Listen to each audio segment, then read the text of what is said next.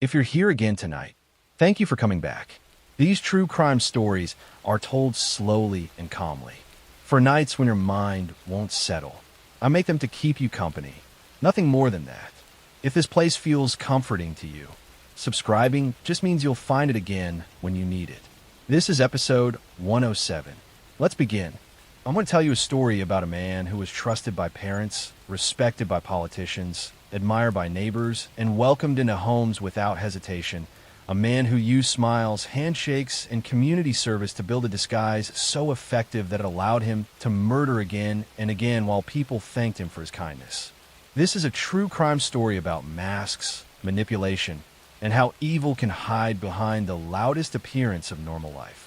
John Wayne Gacy was born in Chicago in 1942 into a household ruled by fear and contradiction.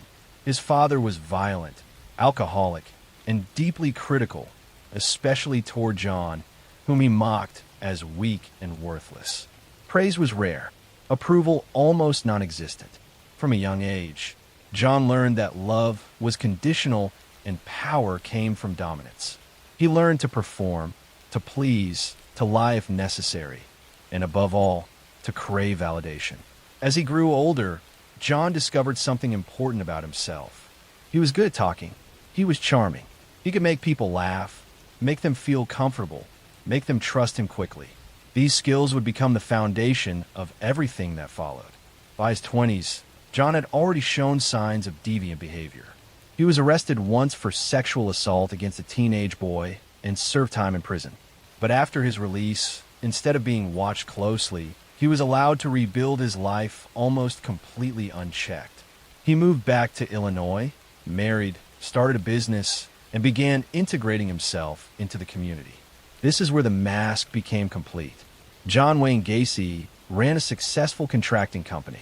He hired teenage boys and young men, often those who needed money or guidance. He paid them. He joked with them. He treated them like friends. Parents trusted him because he seemed responsible. Police trusted him because he was active in civic organizations. Politicians trusted him because he volunteered tirelessly for local events. And then there was the clown. Gacy performed at hospitals and charity events dressed as a clown he called Pogo. Children laughed. Adults smiled. Cameras flashed. The image of a man who brought joy to others became deeply embedded in the public perception of who he was. No one imagined that the same hands holding balloons had also strangled, beaten, and buried dozens of young men. The murders began quietly in the early 1970s. Gacy lured victims to his home with promises of work, alcohol, or a place to stay. Once inside, the atmosphere shifted. He used handcuffs as part of what he claimed was a magic trick. Once restrained, escape became impossible. He tortured and killed his victims slowly, often strangling them, sometimes assaulting them before death. What makes this story particularly horrifying is not just the violence, but the logistics. Gacy buried many of his victims beneath his house, in a crawl space, under the floorboards. He continued living there. He hosted parties. He invited guests over. He slept feet above decomposing bodies. When the smell became noticeable, he blamed dampness, sewage issues, or dead animals. People believed him because they wanted to believe him, because the alternative was too disturbing to consider. Over the years, young men kept disappearing. Some were reported missing. Some were not. Many came from unstable backgrounds. Police dismissed early concerns, assuming the victims had run away or left town. When parents complained, Gacy was questioned more than once. Each time, he talked his way through it. Calm, cooperative, convincing. He even passed background checks. He continued killing. Everything changed in December 1978 when a 15-year-old boy named Robert Pius disappeared after mentioning a job opportunity with Gacy. This time, the circumstances did not allow police to ignore it. The boy had been reliable. He had a strong family. He vanished suddenly. Investigators searched Gacy's house. At first, they found nothing concrete, but something felt wrong.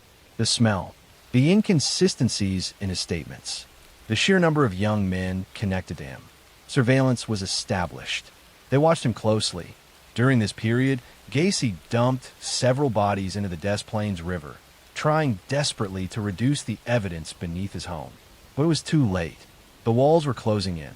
When police finally obtained a warrant and began digging beneath the house, the truth emerged slowly, then overwhelmingly. Body after body, layered, packed. 33 victims in total, making John Wayne Gacy one of the most prolific serial killers in American history. When arrested, Gacy shifted between confidence and panic. He tried to maintain control, but it was gone. During interrogation, he spoke in circles, contradicted himself, and occasionally bragged. He claimed alternate personalities. He blamed others. None of it worked. At trial, the evidence was unbearable.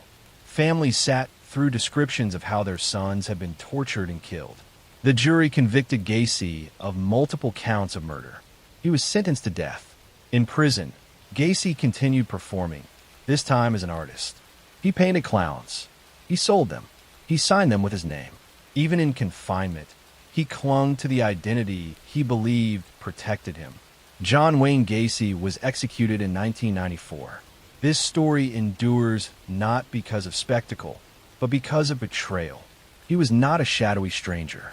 He was the man parents trusted with their children. He was the neighbor who volunteered. He was the clown who made people laugh. And beneath that carefully constructed image was a predator who understood one terrifying truth. People are less afraid of monsters when they are smiling. Next story.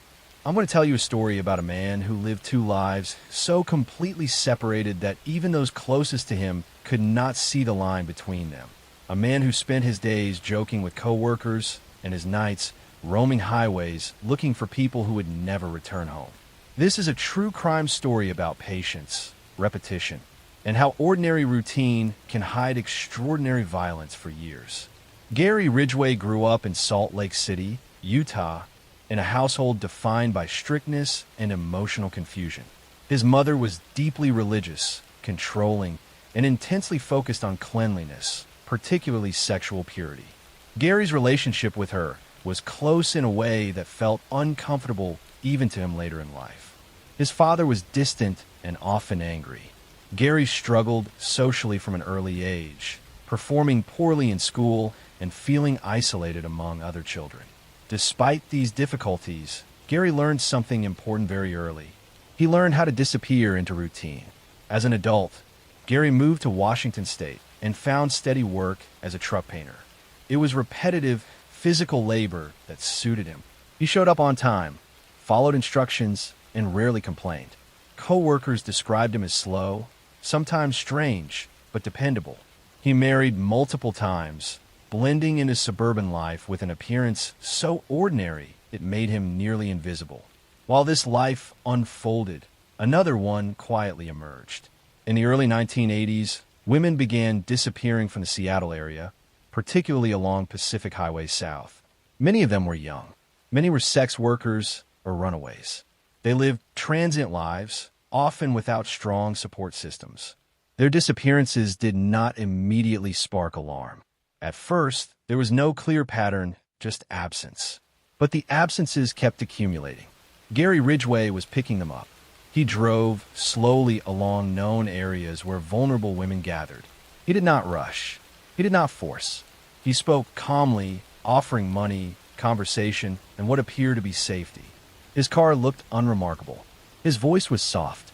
There was nothing about him that triggered immediate fear.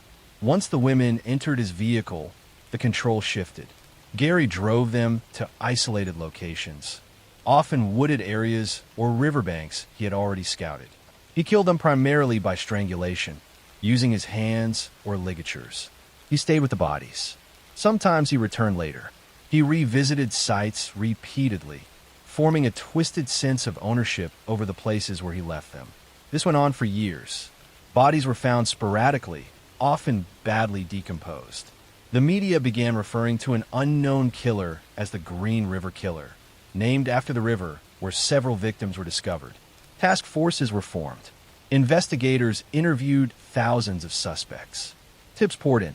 Fear spread quietly through the region. Gary Ridgway was interviewed early.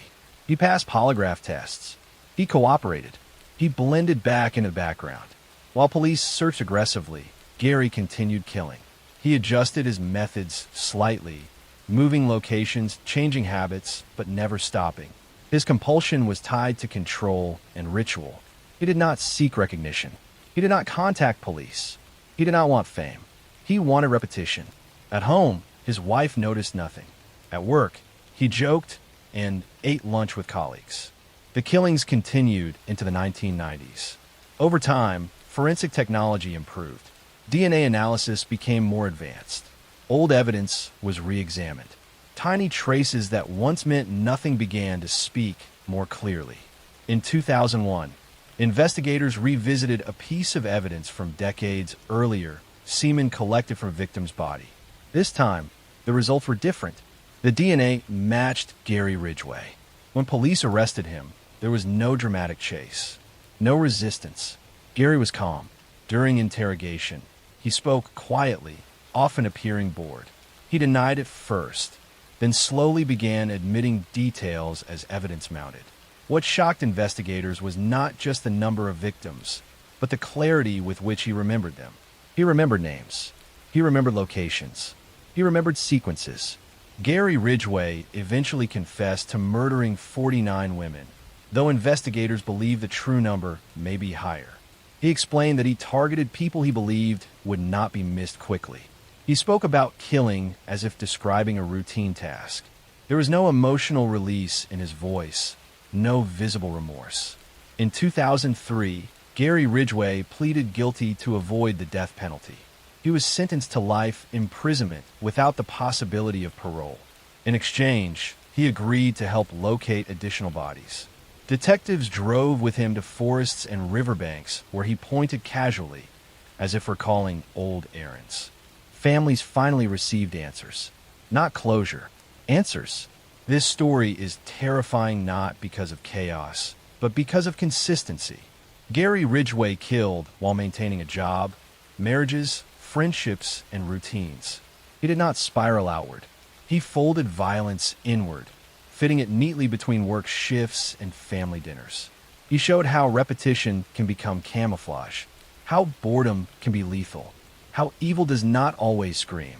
Sometimes it whispers quietly through years of normal life, unnoticed because it refuses to disrupt the surface. And when it is finally exposed, the damage is not a single moment, but decades of absence, unanswered questions, and lives that simply stopped returning home. Next story. I'm going to tell you a story about a man who lived alone in quiet apartments, who seemed polite and unremarkable to everyone around him, and who quietly killed again and again without urgency, without panic, and without anyone noticing for years. This is a true crime story about isolation, routine, and how a murderer can hide in plain sight simply by being forgettable. Dennis Nilsen was born in Scotland and grew up in a small coastal town where life moved slowly and predictably. His childhood was shaped by emotional distance rather than overt abuse. His parents separated early, and Dennis formed a deep attachment to his grandfather, a fisherman who represented stability and order.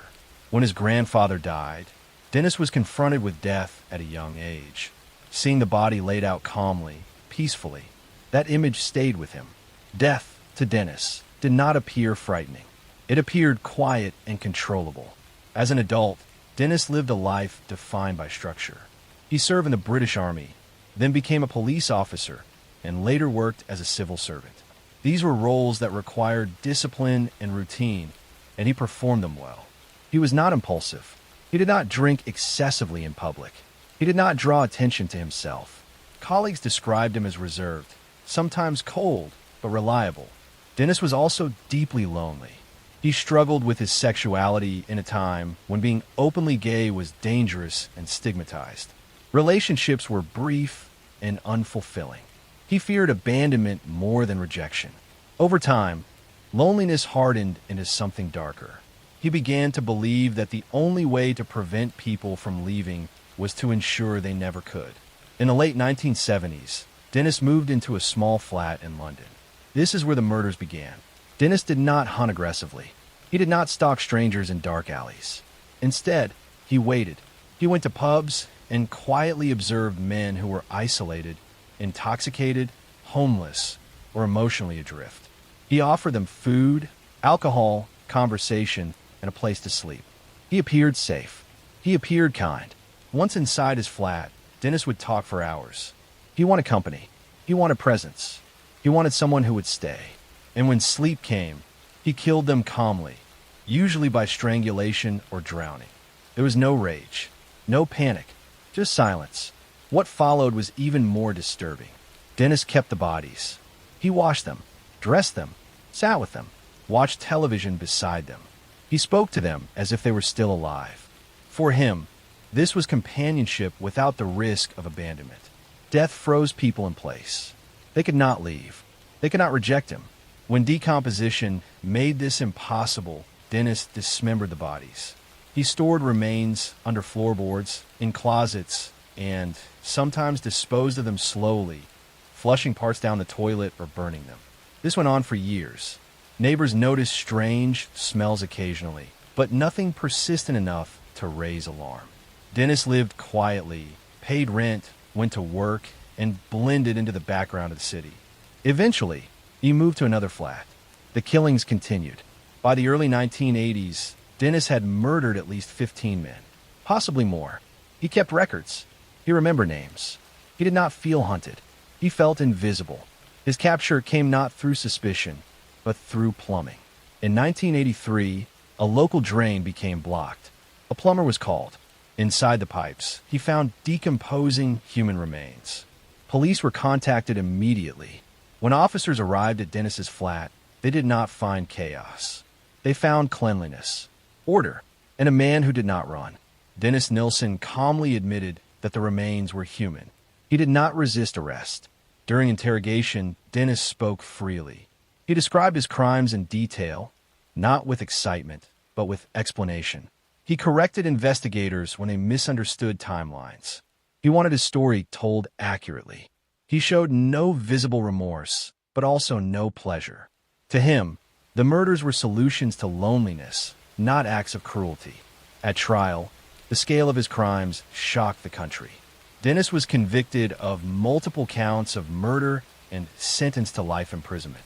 Psychiatrists evaluated him extensively. They found no insanity that removed responsibility. He understood what he had done. He simply did not feel what others felt about it. In prison, Dennis continued to write. He produced thousands of pages reflecting on his life, his thoughts, his crimes. He did not ask for forgiveness. He asked to be understood. He remained articulate, controlled, and emotionally distant until his death in 2018. This story is unsettling not because of violence, but because of quiet. Dennis Nilsen did not chase victims. He waited for them to come to him. He did not hide in darkness. He lived under fluorescent lights, inside ordinary buildings, surrounded by people who never noticed anything was wrong. It reminds us that some of the most dangerous individuals are not loud or chaotic. They are patient. They are orderly. They disappear into routine. And sometimes, the only thing that exposes them is a small blockage in a drain, revealing years of hidden silence beneath everyday life. Next story. I'm going to tell you a story about a man who lived at the highest level of discipline and trust, a man responsible for national security, respected by his peers, admired for his precision, and feared by absolutely no one. This is a true crime story about control, secrecy, and how someone who mastered order used it to hide unimaginable violence, until a single mistake unraveled everything. Russell Williams was a decorated Canadian Air Force colonel. He commanded one of the country's most important military bases. He flew aircraft carrying political leaders and royalty. He wore the uniform perfectly, spoke calmly, and followed rules obsessively. To those around him, he was professionalism embodied. There were no visible cracks, no scandals, no rumors that hinted at what he did when no one was watching. But beneath that polished exterior was a private world built on obsession. For years, women in quiet Ontario towns reported strange incidents. Homes were broken into while residents slept. Nothing obvious was stolen. Instead, underwear went missing. Sometimes the intruder moved through the house silently, rearranging items, standing close to sleeping victims without waking them. Police initially treated these as isolated burglaries, uncomfortable but not urgent. They were wrong. Russell Williams was escalating. What began as fetishistic break-ins slowly evolved into something far darker. The secrecy fueled him. The control intoxicated him. He photographed himself wearing stolen clothing, carefully cataloging his crimes like achievements. He believed his status protected him. He believed his intelligence made him untouchable. In 2009, the pattern shattered. A woman named Corporal Marie France Como disappeared. Her body was later found in a remote wooded area. She had been sexually assaulted and murdered. Shortly after, another woman, Jessica Lloyd, was killed under similar circumstances. Panic spread quickly. This was no longer a series of strange break-ins. A predator was actively hunting. Investigators intensified their efforts. For the first time, they connected the burglaries to the murders. Tire tracks became critical evidence. A unique tread pattern appeared near multiple crime scenes. Police canvassed hundreds of vehicles, measuring tires, narrowing possibilities. It was slow, methodical work, the same kind of work the killer himself relied on to avoid detection. Then, during a routine traffic stop, police noticed tires that matched. The vehicle belonged to Colonel Russell Williams. When investigators visited his home, they expected resistance, denial, perhaps anger. Instead, they encountered politeness, calm cooperation. Williams agreed to speak with them, confident that his intelligence and composure would carry him through. The interrogation that followed became one of the most studied police interviews in modern criminal history. For hours, Russell Williams denied everything. He spoke slowly, precisely, correcting investigators on minor details. But as evidence was presented piece by piece, tire impressions, fibers, timelines, something shifted. The structure he relied on began to crack, and then it collapsed. Williams confessed, not emotionally, not dramatically. He described his crimes in chilling detail, explaining how he chose victims, how he broke into homes, how he maintained control. He spoke as if giving a report, detached from the reality of what he had done. The mask was gone, but the coldness remained. Police searched his home and uncovered an archive of horror. Thousands of photographs documenting his crimes. Evidence connecting him to years of assaults, break-ins, and the murders. The scope of his behavior stunned even seasoned investigators. In 2010, Russell Williams pleaded guilty to all charges. He was sentenced to life imprisonment with no chance of parole for decades. In court, he offered a statement of responsibility, but no explanation that could bridge the gap between who he appeared to be and what he had done. This story is disturbing because it destroys the idea that monsters look monstrous. Russell Williams did not lurk in alleyways or live on the margins of society. He lived at its center. He enforced rules. He wore medals. He commanded respect. And at night, he violated homes, bodies, and lives with meticulous care. It reminds us that evil does not always announce itself. Sometimes it whispers. Sometimes it salutes. Sometimes it hides behind authority, routine, and silence, believing structure will keep it safe forever. Until one detail is overlooked, until one pattern is noticed, and the entire illusion falls apart. Next story. I'm going to tell you a story about 3 Boy Scouts who went on a camping trip in the Oklahoma wilderness, about a night of unimaginable horror, and about a case that has haunted investigators and families for over 40 years with questions that may never be fully answered. In June 1977, 3 young girls were excited to attend Camp Scott, a Girl Scout camp located in the hills near Locust Grove, Oklahoma. 8-year-old Lori Lee Farmer, 9-year-old Michelle Heather Guza, and 10-year-old Doris Denise Milner had just arrived at the camp for what was supposed to be a fun summer experience. They were assigned to tent number 8 in the Kiowa unit, one of the most remote areas of the camp. On the night of June 12, 1977, the girls settled into their sleeping bags in tent 8 along with other campers throughout the camp. The counselors made their rounds, checking on the girls before heading to their own tents. Everything seemed normal and peaceful as the camp settled down for the night. But sometime during the dark hours, something terrible happened. The next morning, on June 13th, a camp counselor walking to the showers made a horrifying discovery. She found the bodies of Lori, Michelle, and Doris along a trail leading to the showers. All three girls had been attacked and taken from their tent during the night. They had been assaulted and beaten. The scene was brutal and shocking, especially in the context of what was supposed to be a safe summer camp environment. Police were called immediately, and Camp Scott was evacuated. Parents rushed to pick up their daughters, many learning about the tragedy only when they arrived. The peaceful Girl Scout camp had become a crime scene, and investigators from multiple agencies descended on the remote location to try to piece together what had happened. Evidence at the scene suggested that someone had entered the camp from outside and specifically targeted Tent 8. Items belonging to the girls were found scattered along the path where their bodies were discovered. Investigators also found a flashlight and other items that appeared to belong to the perpetrator. Most disturbing was evidence that suggested the attacker had been inside the tent and had carried or led the girls away before attacking them. Police quickly focused their investigation on a local man named Gene Leroy Hart. Hart was a Cherokee man who had escaped from prison years earlier, where he had been serving time for previous violent crimes. He was familiar with the area around Camp Scott and had been living as a fugitive in the woods. Witnesses reported seeing a suspicious man near the camp in the days before the attacks, and the description matched Hart. Hart was a known criminal with a history of violence. He had been convicted of kidnapping and assaulting 2 pregnant women in 1966 and had escaped from prison in 1973.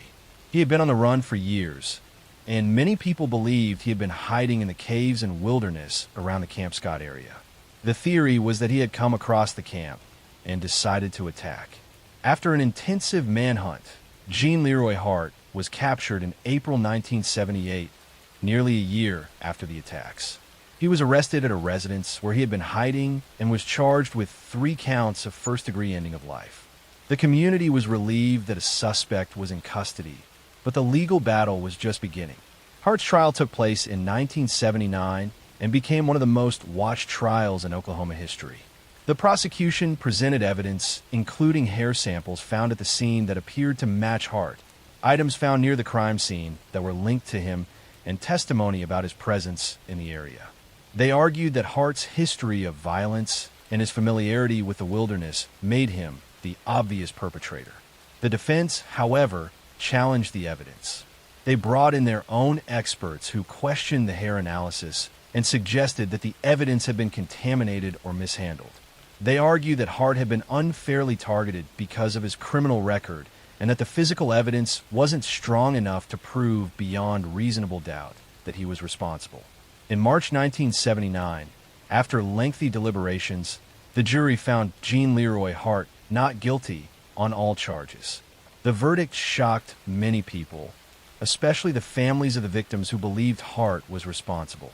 The acquittal meant that legally, the case remained unsolved and no one had been held accountable for the deaths of Lori, Michelle, and Doris. Just 2 months after his acquittal, in June 1979, Gene Leroy Hart died of a heart attack while exercising in prison where he was serving time for his previous convictions. His death meant he could never be tried again if new evidence emerged, and it left many questions forever unanswered. In 2008, authorities decided to use modern DNA technology to re-examine evidence from the case. DNA samples from the crime scene were compared to DNA from Gene Leroy Hart and his relatives. The results were inconclusive, but suggested that Hart could not be definitively ruled out as a contributor to some of the evidence. However, the testing also couldn't definitively prove he was responsible. In 2022, further DNA testing was conducted using even more advanced technology. The Oklahoma State Bureau of Investigation announced that the new testing showed that Hart's DNA was a match to evidence found at the crime scene. While this wasn't a legal conviction since Hart had been acquitted and was deceased, the testing gave investigators confidence that they had indeed identified the right person all along. For the families of Lori Farmer, Michelle Guza, and Doris Milner, The DNA results brought some measure of closure, though it couldn't undo decades of pain and uncertainty. The three girls had been excited about their camping trip and had looked forward to making friends and having adventures. Instead, they encountered evil in a place that should have been safe. Camp Scott never reopened after the attacks. The property was eventually sold, and the camp structures were demolished. The site stands as a reminder of the tragedy that occurred there and the three young lives that were stolen on that June night in 1977. The case of the Girl Scout murders remains one of Oklahoma's most notorious unsolved cases in the eyes of many, despite the DNA evidence pointing a heart. Because he was acquitted in court and died shortly after, there was never legal resolution. The case highlighted failures in camp security and led to changes in how overnight camps protect children in their care. Lori, Michelle, and Doris were young girls who should have had their whole lives ahead of them. They should have grown up, graduated from school, and had families of their own. Instead, their lives ended on a camping trip that was supposed to be filled with joy and adventure. A tragic reminder that evil can strike even in the most innocent of settings. Next story. I'm going to tell you a story about a brilliant doctoral student who seemed to have a promising future, about a professor who was found shot in his own office, and about how a botched robbery turned into a case that exposed dark secrets hidden beneath a prestigious university campus. In September 2013, the University of Alabama in Huntsville campus was rocked by a shooting that initially seemed like a random act of violence. Biology professor Amy Bishop had walked into a faculty meeting in 2010 and opened fire, ending the lives of 3 colleagues and injuring 3 others. But this story isn't about Amy Bishop.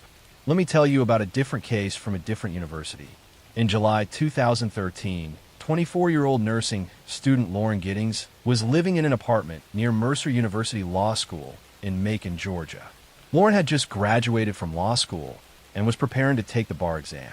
She was smart, ambitious, and loved by her friends and family. On June 26, 2011, Lauren's friends reported her missing after she stopped responding to calls and texts. This wasn't like her at all.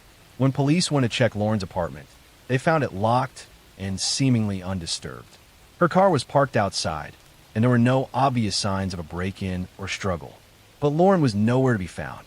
Days passed with no sign of her, and the search intensified. Then on June 30th, 2011, a maintenance worker made a horrifying discovery in the trash area near the apartment complex. Human remains had been placed in a trash bin near the apartments. The body had been dismembered and placed in garbage bags. DNA testing confirmed what everyone feared. The remains belonged to Lauren Giddings. The discovery transformed the case from a missing person investigation into a homicide, and police immediately began looking at everyone who lived in or near the apartment complex. One person who drew investigators' attention was Stephen McDaniel, a fellow law school graduate who lived in the same apartment building as Lauren. Stephen had actually appeared on local news expressing concern about Lauren's disappearance, saying he hoped she would be found safe. But when police interviewed him, his behavior was bizarre and his answers were evasive. During a police interview, detectives informed Stephen that Lauren's body had been found. His reaction was strange and unsettling. He seemed to freeze, staring blankly and barely responding. The interview, which was recorded, showed Stephen sitting motionless for extended periods, giving one-word answers, and appearing to shut down emotionally. His unusual behavior made investigators more suspicious. Police obtained a search warrant for Stephen McDaniel's apartment, and what they found was deeply disturbing. Stephen had an obsession with Lauren. He had been secretly recording her through her window and had videos of her in her apartment without her knowledge. He had researched methods of disposing of bodies online. He had even purchased hacksaw blades and other items that could be used to dismember a body. Investigators also found evidence that Stephen had broken into Lauren's apartment. A key that fit her lock was discovered in his possession. The hacksaw found in his apartment was consistent with the tool used to dismember Lauren's body. The case against Stephen McDaniel was building rapidly, and the picture emerging was of a man who had become obsessed with his neighbor and had acted on that obsession in the most violent way possible. Stephen McDaniel was arrested and charged with Lauren Giddings' abduction and ending of her life. The evidence against him was overwhelming. Beyond the physical evidence found in his apartment, digital forensics revealed his disturbing online searches and his pattern of spying on Lauren. He had violated her privacy repeatedly before ultimately taking her life. The case went to trial in 2014, but before the jury could reach a verdict, Stephen McDaniel decided to enter a guilty plea. In April 2014, he pleaded guilty to all charges in exchange for a sentence of life in prison without the possibility of parole. By accepting the plea deal, he avoided a potential death penalty sentence. During the investigation and court proceedings, disturbing details emerged about how Lauren had died. Prosecutors believed that Stephen had broken into Lauren's apartment while she was sleeping, attacked her, and strangled her. He then dismembered her body in an attempt to dispose of the evidence. The crime was premeditated and showed a level of planning that made it even more chilling. Lauren's family was devastated by the loss and by the details of what had happened to her. They had watched her work hard through law school and achieve her dream of becoming a lawyer. She had been just days away from taking the bar exam when her life was stolen. Her sister Karen spoke publicly about Lauren's warmth, intelligence, and the bright future that had been taken from her. The case raised serious questions about safety in apartment complexes and about how to protect against neighbors who might have harmful intentions. Lauren had done nothing to provoke Stephen's obsession. She had simply lived her life, unaware that someone nearby was watching her and planning something terrible. The randomness of her selection as a victim made the crime even more frightening. Stephen McDaniel is currently serving his life sentence in a Georgia prison. He will never be released. During his sentencing, he showed little emotion and offered no real explanation for why he had taken Lauren's life. His lack of remorse and his strange, detached demeanor throughout the legal proceedings disturbed everyone involved in the case. The Lauren Giddings case became a reminder that danger can exist even in places that should be safe, like our own homes and apartment buildings. It highlighted the importance of being aware of surroundings and trusting instincts if something feels wrong. It also showed how modern technology, while useful, can be misused by people with harmful intentions to spy on and stalk others. Lauren Giddings was remembered by those who knew her as a dedicated student, a loyal friend, and a person with a bright future in law. She had worked hard to achieve her goals and was on the verge of beginning her legal career when her life was cut short. Her family established a scholarship in her name to help other students pursue their educational dreams, ensuring that Lauren's memory would live on in a positive way. The case of Lauren Giddings serves as a tragic reminder that evil can hide behind ordinary facades. Stephen McDaniel was a fellow law student, someone who should have been focused on his own future and career. Instead, he became obsessed with a neighbor and committed a horrific crime that destroyed multiple lives. Lauren deserved to live, to practice law, and to make the difference in the world that she had planned. Her story remains a sobering example of how violence can strike without warning and how precious and fragile life truly is. Next story. I'm going to tell you a story about a teenage girl who went to a party and never came home, about a case that divided a small California town, and about how a sexual assault accusation led to a tragic death and a trial that exposed deep divisions in a community. In September 2012, 15-year-old Audrey Pott attended a party at a friend's house in Saratoga, California, while the friend's parents were away. Audrey was a freshman in high school, artistic and outgoing, with a close group of friends. She had been drinking at the party and passed out in a bedroom. While she was unconscious, 3 teenage boys sexually assaulted her and took photographs of what they had done. Audrey woke up the next morning with marker drawings on her body, but no memory of what had happened to her. Over the next few days, she began to piece together what had occurred as photos started circulating among students at her school. The images spread through text messages and social media, and Audrey realized that her assault had become public entertainment for her classmates. The humiliation was unbearable for Audrey. Students were talking about what had happened, making jokes, and sharing the photos. She felt violated not just by the assault itself, but by having her worst moment turned into gossip and mockery. She reached out to friends expressing her anguish and despair, saying that her life was ruined and that she couldn't face people at school. On September 12, 2012, just 8 days after the party, Audrey Pott took her own life. Her parents found her and were devastated, initially not understanding what had driven their daughter to such despair. It wasn't until later that they learned about the assault and the photos that had been circulating at school. The case drew national attention and became part of a broader conversation about teenage sexual assault, bullying, and the role of social media in amplifying trauma. Audrey's parents, Larry Pott and Sheila Pott, decided to go public with what had happened to their daughter, hoping to raise awareness and prevent similar tragedies. The 3 boys involved in the assault were arrested and charged in juvenile court. Because they were minors, their identities were not publicly released, and the proceedings were handled differently than they would have been in adult court. The boys initially denied the assault, claiming it had been consensual, despite the fact that Audrey had been unconscious. The case highlighted serious gaps in how sexual assault is understood and prosecuted, particularly when it involves teenagers and alcohol. California law is clear that someone who is unconscious cannot consent to sexual activity, but defense attorneys try to argue that the boys hadn't understood what they were doing was assault. They portrayed the incident as teenage experimentation gone wrong, rather than a serious crime. In 2014, the 3 boys pleaded guilty to the charges. Because the case was in juvenile court and the defendants were minors, the sentences were relatively light. They received sentences ranging from 30 to 45 days in juvenile detention, along with probation. Many people, including Audrey's family, felt that the punishment did not match the severity of the crime or adequately reflect the tragic outcome. Audrey's parents filed a civil lawsuit against the families of the boys involved, seeking to hold them accountable for their son's actions.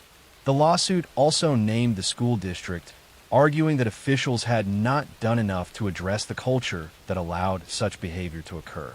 The civil case was eventually settled out of court for an undisclosed amount.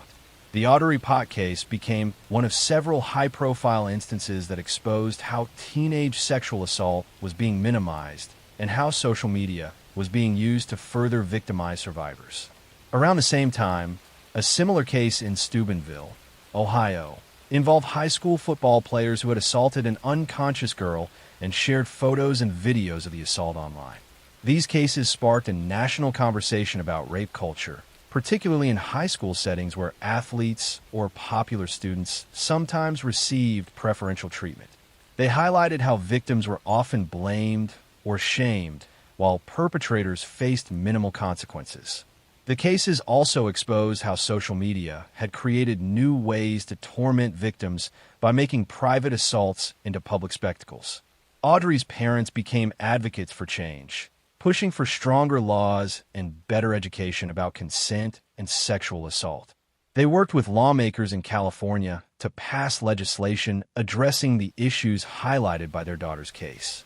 They also established a foundation in Audrey's name to promote awareness and prevention of sexual assault among teenagers. The case had a lasting impact on how schools approach sexual assault education and how law enforcement handles cases involving teenage victims and perpetrators. It contributed to broader conversations about the need for comprehensive consent education and about the legal and social consequences of sharing intimate images without permission. For Audrey's family and friends, the tragedy left a permanent void. Audrey had been a talented artist who loved music and had dreams for her future. Her parents kept her bedroom as she had left it, preserving the artwork on her walls and the creative projects she had been working on. They spoke publicly about her not to define her by what happened to her, but to honor who she had been and to prevent other families from experiencing similar loss. The 3 boys involved in the assault have since completed their sentences and moved on with their lives, largely protected by the anonymity afforded by the juvenile justice system. Audrey's parents have expressed frustration that the boys faced relatively minor consequences while their daughter paid with her life.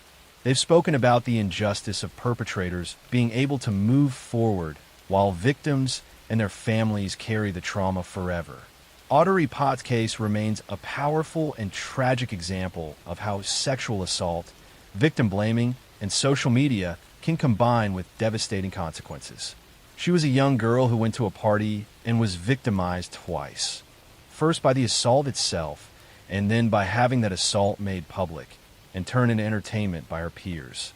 The shame and humiliation became too much to bear, and she saw no way forward. Her story continues to be told not for sensationalism, but as a cautionary tale and a call to action. It reminds us that sexual assault is never the victim's fault, that consent cannot be given by someone who is unconscious, and that sharing intimate images without consent is a violation that can have tragic consequences. Audrey Potts should have had the chance to grow up, to develop her artistic talents, and to live the life she had been building.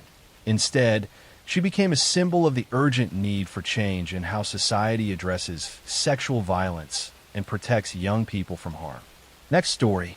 I'm going to tell you a story about a firefighter who was supposed to protect his community about a series of devastating fires that terrorized a California town, and about how an arson investigation revealed that the person setting the fires was the same person who kept showing up to fight them.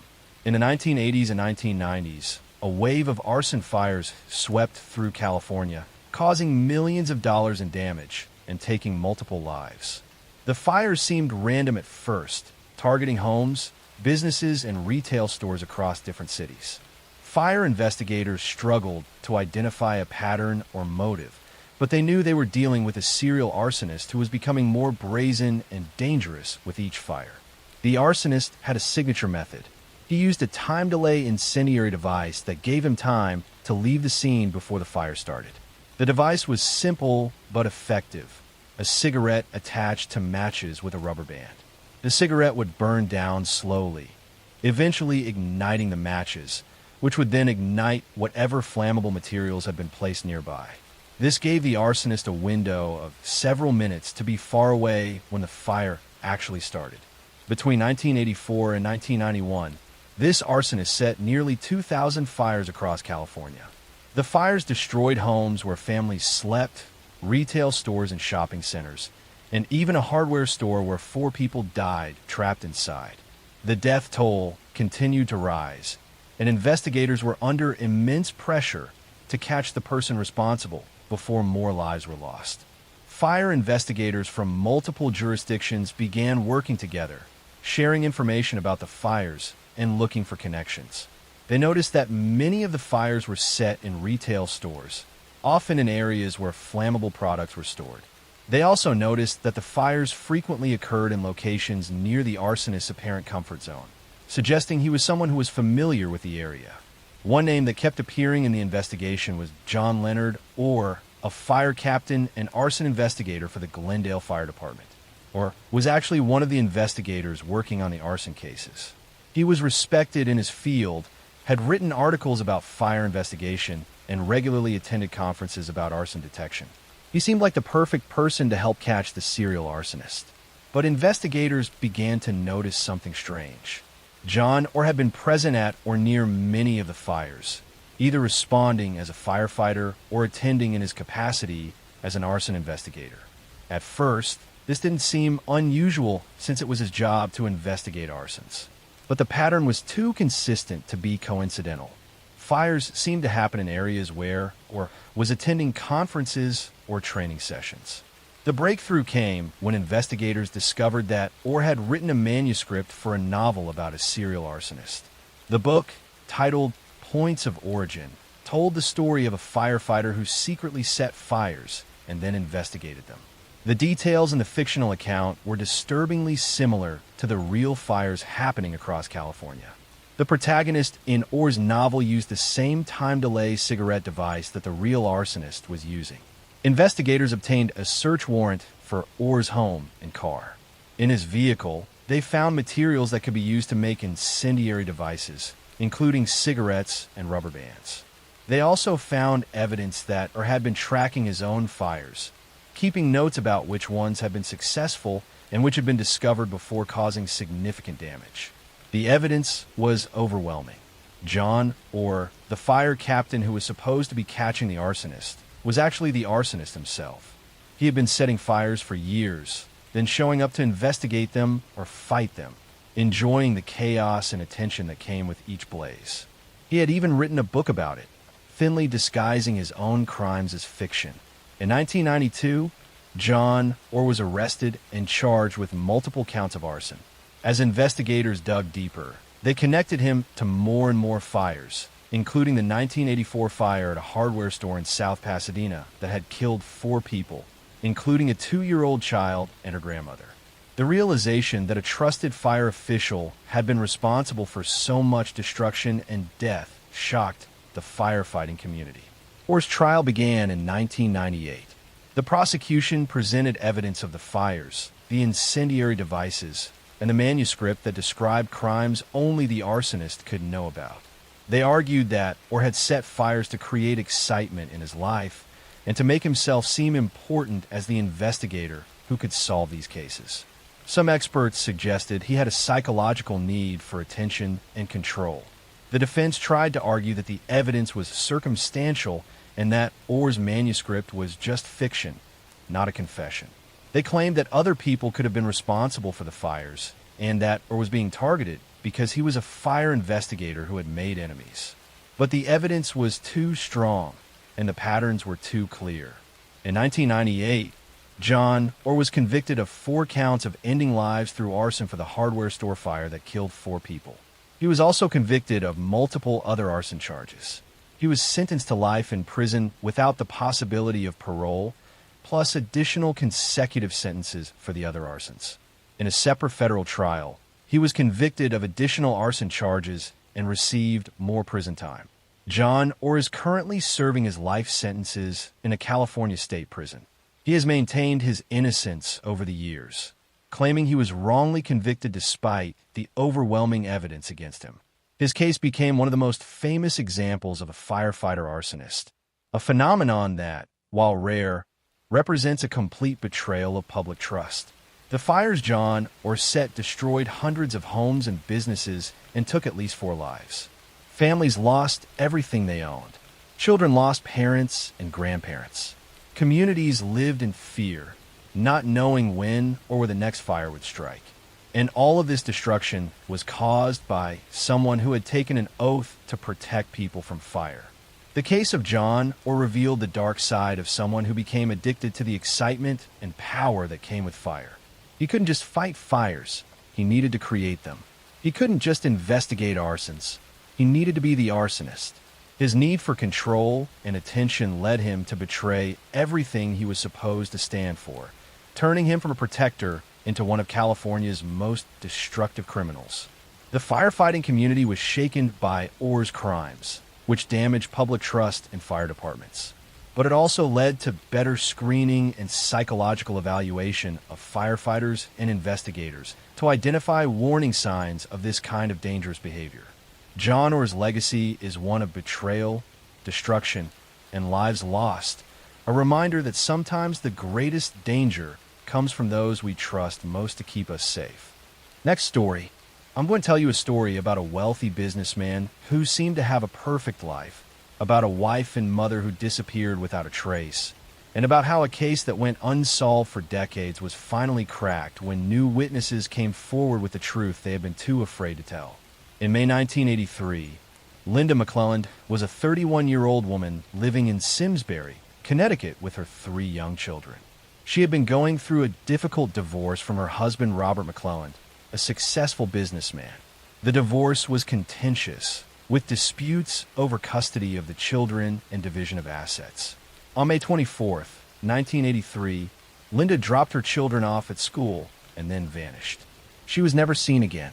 When Linda failed to pick up her children from school that afternoon, family members became alarmed. Linda was a devoted mother who would never abandon her kids. Her car was found parked at a shopping center, but there was no sign of where she had gone. Inside the car, police found her purse with her identification and money still inside, suggesting she hadn't left voluntarily. Police immediately suspected foul play and focused their investigation on Robert McClelland. The couple had been in the middle of a bitter divorce, and Linda had recently been granted temporary custody of the children. Robert had a strong motive. and witnesses reported that he had been angry about the divorce proceedings. But without a body or physical evidence, police couldn't build a strong enough case to charge him. Robert McClellan claimed he had no idea what had happened to his wife.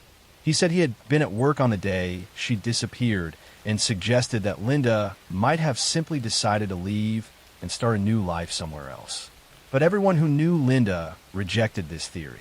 She was deeply devoted to her 3 children and would never have abandoned them, especially in the middle of a custody battle. The case went cold for decades. Linda's children grew up without their mother, never knowing what had happened to her. The oldest child, who had been just 7 years old when Linda disappeared, carried the trauma of losing their mother under such mysterious circumstances. The family never stopped hoping for answers, but as years turned into decades, it seemed less and less likely they would ever learn the truth. Robert McClellan moved on with his life. He eventually remarried and continued his business career. To outsiders, he seemed like a man who had overcome tragedy and rebuilt his life.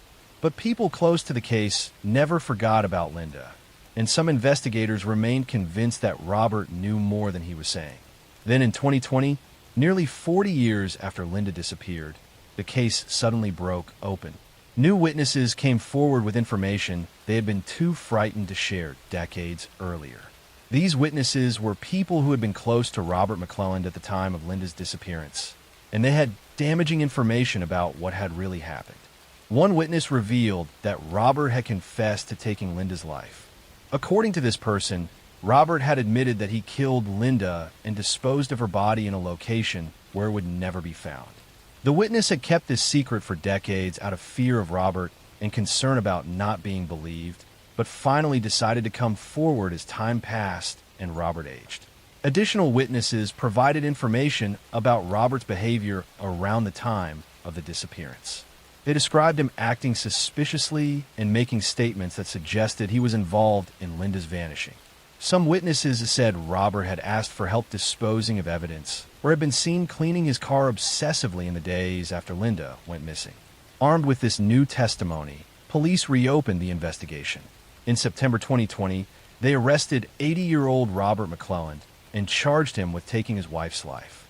After nearly 4 decades, he was finally being held accountable for what investigators had long suspected he had done. The arrest brought mixed emotions for Linda's family and children. They were relieved that someone was finally being charged for their mother's disappearance.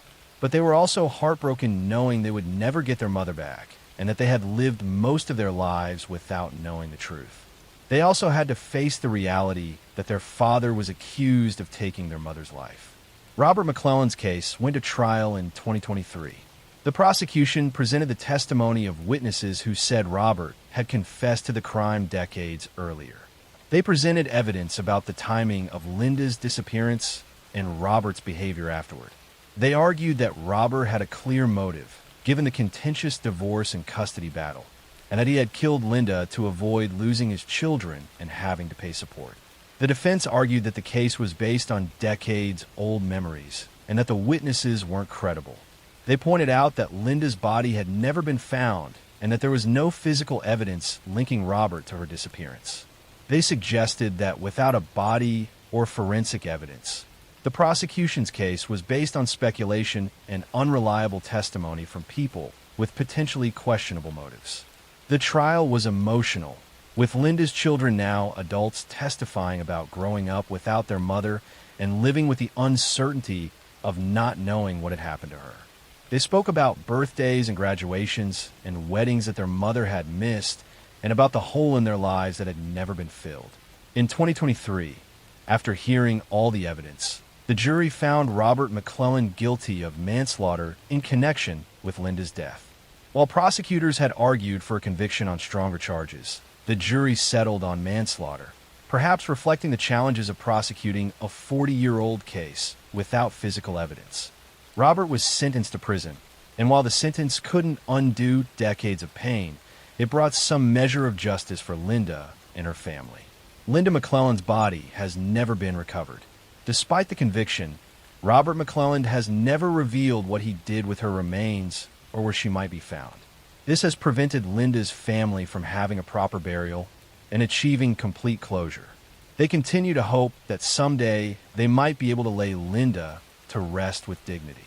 The case serves as a reminder that even cold cases can be solved when witnesses find the courage to come forward.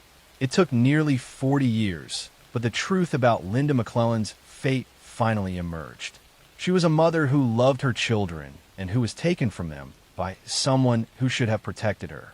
While justice came far too late, it came nonetheless, proving that time doesn't erase the truth and that families who refuse to give up hope can sometimes get the answers they deserve. Next story. I'm going to tell you a story about a man who lived at the edge of a quiet residential street in Kansas City. A man who smiled politely at neighbors, ran a small shop, collected antiques, and seemed harmless enough that people barely remembered him when they passed his house. But inside that plain, forgettable home was a world built on control, obsession, and the slow unraveling of a mind that hid darkness beneath layers of routine. This is the story of Robert Berdella, one of the strangest and most disturbing criminals in American history. A man whose secret life remained hidden for years until one desperate escape revealed everything. The story begins in the late 1970s. Kansas City at that time was a city of calm neighborhoods, local diners, and people who assumed danger always came from somewhere else. Berdella blended in perfectly. He ran a booth at a local flea market, selling odd items, handmade jewelry, antiques, and things he found discarded around the city. He had a reputation for being strange but intelligent, a man with a sharp memory, a sarcastic humor, and a knack for finding rare objects. Some considered him eccentric, others simply avoided him, but no one thought of him as dangerous. Yet beneath that quiet exterior, Berdella was retreating further into isolation. His relationships failed. He withdrew from friends. He stayed indoors for long hours. His house became cluttered with boxes, books, chemicals, and personal projects only he understood. There was something off about him. Neighbors noticed, but nothing alarming enough to make them intervene. Sometimes the most dangerous thing in the world is not a loud threat, but a quiet person who slowly builds a private universe where no one else is allowed. Berdella spent much of his time watching people. He watched how they walked, talked, interacted. He watched the vulnerable, the lost, and the lonely. Kansas City in the 1980s had a growing number of young men who lived on the margins, runaways, men who struggled with addiction, men who drifted between temporary shelters and odd jobs. Berdella knew many of them because they visited the flea market or lived in the surrounding areas.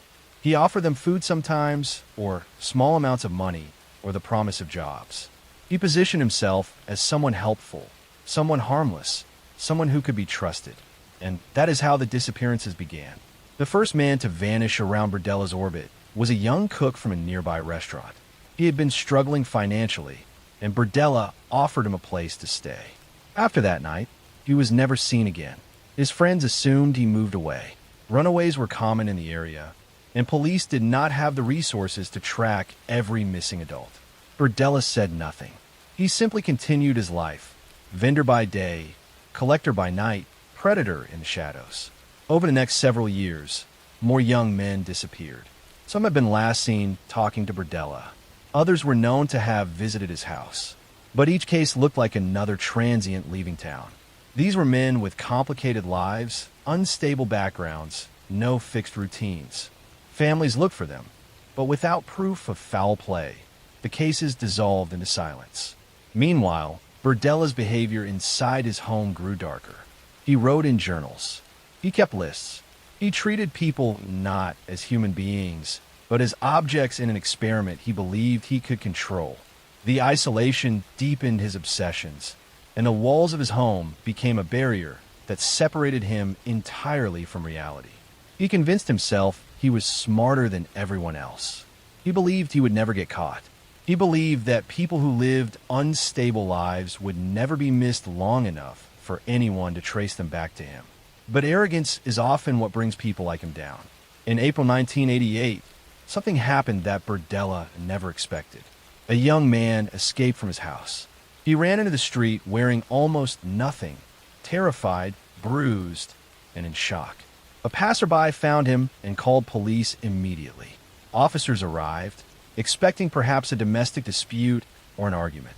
They had no idea they were about to uncover one of the most disturbing crime scenes in the history of Kansas City. When they reached Burdella's home, they knocked. He opened the door as calmly as if nothing unusual had just happened.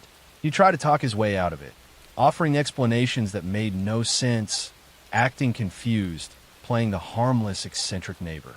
But the officers, seeing the condition of the escaped victim, pressed further.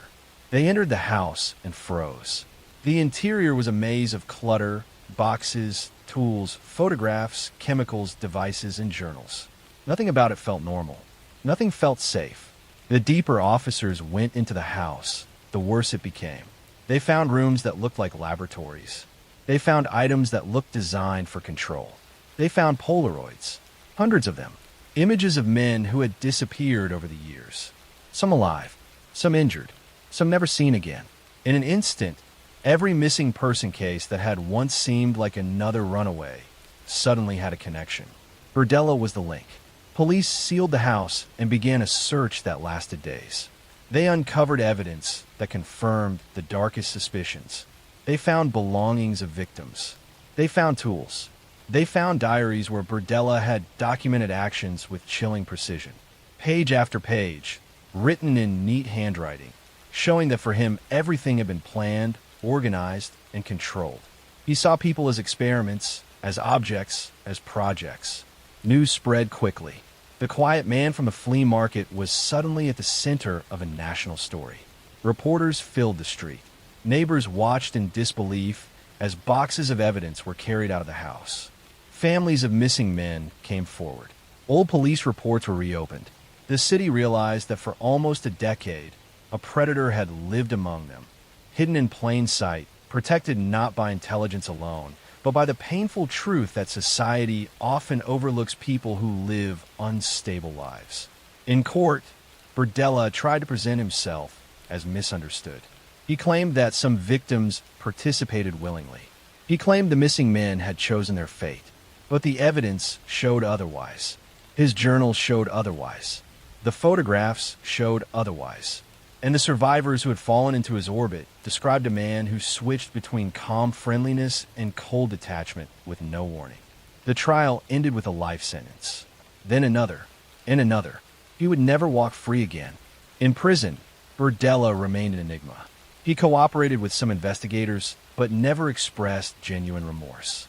He talked about his crimes as if they were academic studies, as if removing emotion made the truth easier to control. He filled his time reading, writing, and avoiding other inmates who despised him. He seemed to understand that outside his home, without control, he was powerless. In 1992, 4 years after his arrest, Burdella died of a heart attack in prison. Some believed it was natural. Others suspected inmates or guards played a role, though no evidence ever proved it. His death ended the possibility of learning more about the victims whose lives he took without leaving behind clear explanations. Today, Burdella's house no longer exists. It was demolished by the city to erase the physical memory of what happened inside those walls. The lot is empty now, quiet. Grass covers the space where the home once stood.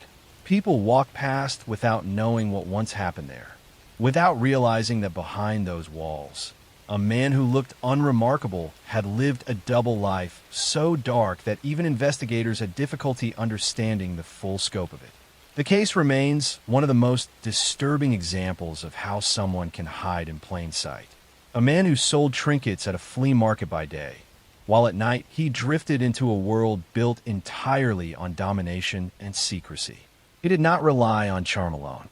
He relied on society's blind spots, on the way people overlooked certain lives, on the way missing persons reports were dismissed if the victims were transient. He operated inside the cracks of the system. That is the part that still chills people the most. Not just the crimes themselves, but how long they went unnoticed. How many warnings were missed. How many lives intersected with his without understanding the danger. How easy it was for him to operate while appearing completely forgettable. It raises a question that haunts anyone who studies the case. How many times did people walk past him, exchange a greeting, and continue their day without knowing that they were looking directly into the eyes of someone living a double existence? Even decades later, the Burdella case remains a reminder that evil does not always look wild or violent. Sometimes it looks calm. Sometimes it wears glasses, sells antiques, and talks about history. Sometimes it blends into the world so completely that no one sees it until someone escapes, running into the street, desperate, terrified, and begging for help, revealing the truth that had been hidden behind a closed door for far too long. And that is the story of Robert Burdella, the butcher baker of Kansas City, a man whose crimes went unnoticed for almost 10 years, until one moment of courage exposed everything he tried so hard to hide. Next story, I'm going to tell you a story about a man who lived behind many faces. A man who slipped through countries, borders, and identities like water moving through cracks. Someone who charmed his neighbors, smiled at shopkeepers, befriended travelers, and then, without warning, disappeared into thin air, always leaving behind the same terrible pattern. This is the story of Charles Sobridge, the man the world later called the Bikini Killer, though the truth of his crimes is far more complex and far more unsettling than any nickname could ever capture. The story begins not with his crimes, but with the strange calm of his early life. Born 1944, Charles grew up drifting between cultures and continents. His father left early, and his mother remarried, pushing him into a life defined by movement. New homes, new languages, new rules. By the time he was a teenager, he had already learned the most important lesson he would carry with him for the rest of his life. People trust what they want to see. And if you can give someone exactly the image they expect, their eyes become blind to everything else. He began with small cons charming tourists, borrowing money, creating fake identities. Nothing violent, nothing that drew too much attention. But even then, he practiced the part that made him so dangerous later. He watched people closely, memorizing their habits, their desires, their vulnerabilities. Every person he met was a potential puzzle piece in the life he wanted to build. By the early 1970s, Charles was drifting along the hippie trail, a route that took young travelers across Europe and Asia. These were people who craved freedom, silence, adventure, and transformation. They traveled alone, far from home, unfamiliar with the customs and dangers of the countries they visited. Many were trusting, open, and eager to bond with strangers. Charles saw opportunity in every one of them. He created the perfect mask. He dressed well. He spoke gently. He acted knowledgeable about local culture. He offered help, directions, food, a place to stay. People gravitated toward him. He could sit in a cafe and draw a small crowd simply by telling stories. He became the kind of traveler others aspired to be. Confident, worldly, connected. And that is where the first disappearances began. Travelers who had last been seen with him simply stopped writing home. Some were found later. Some were not found at all. But at that time, no one connected the dots. The hippie trail saw many people vanish for reasons ranging from accidents to illness to deliberate escape from old lives. But Charles's pattern was different. Each disappearance happened near him. Each one occurred after he had gained trust. And each time, he left the region shortly after. In Thailand, he perfected his method. He rented apartments under false names. He assumed roles: a gem dealer, a businessman, a kind mentor to young travelers. He would drug people he met, sometimes making them sick enough to depend on him. He offered care, shelter, food, and company. Victims stayed because they believed he was the only person who understood their situation, when in reality, he was the one who caused it. One of his earliest confirmed victims was a woman from the Netherlands, a traveler who had been exploring Bangkok alone. She met Charles by chance, and people later remembered how relieved she seemed to have found a friendly face in a foreign country. After staying in his circle for a few days, she disappeared. Her body was found later in the Gulf of Thailand. Police had no leads, no witnesses, and no technology to trace transient travelers across borders. Her death went unsolved. But the strange part was that Charles told people he barely knew her. Then came another disappearance, and another. Each victim was different, Dutch, American, French, Turkish, Canadian. Young, curious, idealistic. They trusted him because he never looked dangerous. He dressed sharply. He spoke calmly. He handled crisis with steady composure. He seemed like someone you could rely on. In Nepal and India, more deaths followed. 2 victims were discovered near a tourist lodge in Kathmandu, and investigators noticed something chilling. Both had been seen with the same man, a polite stranger with rare gemstones to sell. Witnesses described his smooth voice, his unusual eyes, and the way he seemed to be everywhere without ever being noticed leaving or entering. But Nepal had no way to identify him. He was just another nameless traveler moving through the mountains. Meanwhile, in Thailand, police were slowly piecing together fragments. They found multiple passports in different names. They discovered signs of poison in victims' belongings. They tracked witness statements linking Charles and his small circle of loyal followers to missing tourists. But every time the police came close, he vanished, slipping over a border before the pieces could connect. The most unnerving part of his crimes was his ability to manipulate not only his victims, but the people around him. He built a small team, people who believed in him, admired him, and sometimes even loved him. They helped him acquire documents, transport valuables, or simply provide alibis. Some were victims who had become so dependent on him that they followed him unquestioningly. Others were partners in deception. Together, they moved like a shifting cloud across Asia, leaving confusion wherever they went. But in 1976, his luck finally faltered. He attempted to drug a group of French students he was hosting in Delhi, planning to steal their passports and money. But one of the students noticed something strange in his drink, and the group quickly called police. Investigators arrived at the hotel and arrested Charles, who attempted to talk his way out of trouble as calmly as if it were a minor misunderstanding. But this time, the evidence was too strong. He was sentenced to prison in India. What followed next became one of the most bizarre chapters in criminal history. Inside the Indian prison, Charles lived comfortably. He charmed guards. He bribed officials. He acted like a guest in a hotel instead of an inmate. He cooked meals, hosted gatherings, and even received visitors. Guards sometimes consulted him on small disputes because he had a calming influence. It was as if prison walls were irrelevant to him. He carried himself like a man who would eventually walk out on his own terms. And eventually, he did. In 1986, nearing the end of his sentence, Charles realized a problem.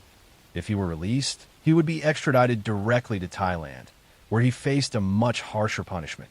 So he created a plan that blended boldness with complete psychological understanding. He staged an escape. He baked sweets for prison guards, offering them as a gesture of goodwill.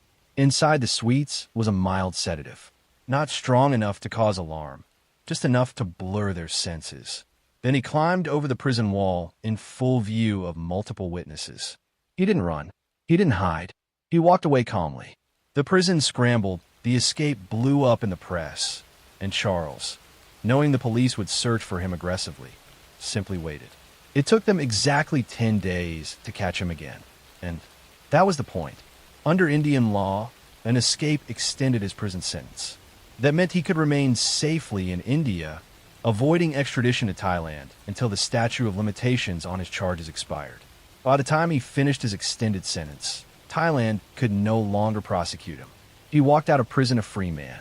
It was one of the most calculated legal maneuvers ever performed by a criminal. After leaving India, Charles drifted again. Sometimes he appeared in Europe. Sometimes he disappeared for years. He gave interviews. He sold rights to his story. He tried to publish books about himself. He spoke as if he were proud of what he had done, even though he never confessed clearly. His past was a fog of manipulation, partial truths, and deliberate contradictions. Then, in 2003, he returned to Nepal, a place where he was still wanted for murder. His reappearance made no sense. Some believe he wanted attention. Others think he believed he could manipulate the Nepalese system as he had manipulated so many others. But this time, the authorities were ready. They arrested him immediately and reopened the decades-old case. The evidence was mostly circumstantial, but witness statements, passport records, and forensic connections formed a picture that was difficult to ignore. After a long trial, Charles Sobridge was convicted. He spent the next 19 years in a Kathmandu prison, this time with no comfort, no influence, and no special treatment. He aged behind bars, and the world slowly lost interest in him. In 2022, at the age of 78, he was released on medical grounds and deported to France. Today, he lives quietly. No interviews, no headlines, no dramatic statements. A man who spent decades shaping his identity into a myth now sits in the shadows, away from the noise, as if the world has finally stopped listening to him. But what makes Charles Sobridge so chilling is not just the crimes themselves, or the number of victims linked to him, or the way he slipped through countries like a ghost. It is the calmness, the patience, the willingness to wait, the way he convinced strangers that he was their friend, their guide, their rescuer, only to watch them disappear. He did not need violence to gain control. He needed trust, and trust was something people gave him freely. The hippie trail is gone now. The apartments he rented in Bangkok have been demolished. The lodges in Nepal have changed hands. The borders he crossed quietly now have digital systems, fingerprints, and cameras. The world is harder for someone like him to move through unseen. But the shadows of his trail still remain. Names without stories. Stories without endings. Families who never received answers. And a man who lived behind a mask for so long that it became impossible to tell where the mask ended and the real person began. His crimes spanned continents, decades, and identities, but one thing connected them all: the way he walked into people's lives as if he belonged there, and the way he left behind only silence. Today, he is an old man living out his final years. But the travelers who vanished along the hippie trail, the trails that once buzzed with music, adventure, and dreams, will never return. Their disappearances remain a cold whisper in the history of international crime. A reminder that danger does not always come with a warning. And sometimes the most dangerous person in the world is the one who smiles the warmest. It is one of the strangest, most haunting cases in modern criminal history. Not because of brutality, but because of deception. Not because of chaos, but because of calculation. And because some people can walk through the world wearing a face that looks entirely human while hiding a darkness so subtle, so patient, and so controlled that it's nearly impossible to see until it's too late. And that is the story of Charles Sobridge, the man who walked across Asia, Europe, and the world, leaving behind trails of unanswered questions, unclaimed identities, and a legacy of quiet terror that still unsettles anyone who dares to follow his path. Next story, I'm going to tell you a story about a man who lived two lives at once. A man who blended into the suburbs so completely that not even the people closest to him sensed the growing darkness just beneath his calm exterior. It is the story of Russell Williams, a successful military officer whose steady rise through the ranks disguised a hidden obsession. For years he lived inside an ordinary routine, commanding Air Force units, shaking hands with political leaders, jogging through quiet neighborhoods, while secretly slipping out at night to feed impulses that escalated from voyeurism to break-ins to attacks, and eventually to two murders that shocked the entire country. It is a case that forced Canadians to rethink what danger can look like, because this danger wore a uniform, smiled politely, and went to work every morning without a single misstep. The story begins in Ontario in the early 2000s. Canada's military was rebuilding its reputation, and Williams was considered part of the new generation of disciplined, highly trained officers. He had an organized personality, a calm voice, and a rigidly controlled daily schedule. He kept his home tidy, his car spotless, and his workspace orderly. Everything about him seemed predictable and structured. People described him as the last person they would expect to be involved in anything unusual. That common assumption would later become one of the most disturbing aspects of this case. Williams lived with his wife near the small town of Tweed, a place surrounded by forests, lakes, and long rural roads. It was the sort of place where people left their doors unlocked, where neighbors waved to each other across their yards, and where quiet nights were the norm. But around 2008, odd incidents began happening. Women living alone reported break-ins where nothing was stolen except clothing. In some homes, drawers were disturbed, items were rearranged, and footprints were found near windows. Residents felt uneasy, but because no one had been harmed, the incidents were brushed aside as the work of a random prowler. But it was not random, and it was not a simple thief. It was Williams, slipping quietly through the dark, choosing homes carefully, returning again and again, feeding an obsession that kept growing stronger because nothing stopped him. As months passed, the break-ins escalated. The intruder became bolder, staying longer inside homes, returning more than once, learning the routines of the residents. At one point, Williams was breaking into homes in Tweed while maintaining full command responsibilities at the military base in Trenton, where he held one of the highest positions in the Canadian Air Force. During the day, he attended high-level briefings and supervised hundreds of personnel. At night, he prowled rural backroads, wearing dark clothing, parking his car in hidden turnouts, and walking silently across backyards. The first serious attack happened in 2009. The community was stunned. A woman survived a terrifying assault inside her own home. She described a masked intruder who seemed calm and methodical, someone who planned every step, someone who did not panic or rush. Police searched the area, set up roadblocks, and interviewed residents. Williams even joined community discussions about the case, presenting himself as a concerned neighbor. He went to work the next day as if nothing unusual had happened. But the intruder did not stop. The compulsion intensified, the break-ins became more frequent, and the stalking more precise. Investigators began to suspect the same person was responsible for dozens of incidents in the region, but they still had no suspect. The breakthrough came only after the disappearance of a woman named Jessica Lloyd in early 2010. She lived alone in a house not far from where previous break-ins had occurred. When she vanished, police knew immediately that it was connected to the earlier pattern. This time, the suspect had left tire tracks on private property near her home. Officers measured the depth, spacing, and tread marks. A wide surveillance operation was launched along the rural roads. Every vehicle that passed was checked. Every tire pattern was compared. One night, Williams approached the checkpoint in his SUV. Officers noticed his tires matched the pattern from the crime scene almost perfectly. They did not arrest him immediately. Instead, they invited him in for questioning days later.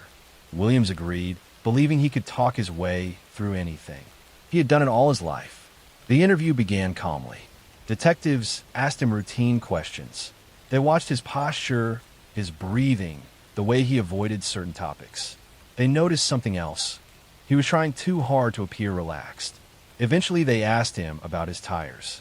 They told him they had been matched. They asked him if anything would link him to the missing woman. The controlled facade he maintained for decades began to crack. Over the next hours, the truth began unraveling. Investigators started searching his home, his attic, his computer, and the storage areas he believed no one would ever see. What they uncovered shocked the nation. They found a hidden collection, carefully cataloged, representing years of break-ins.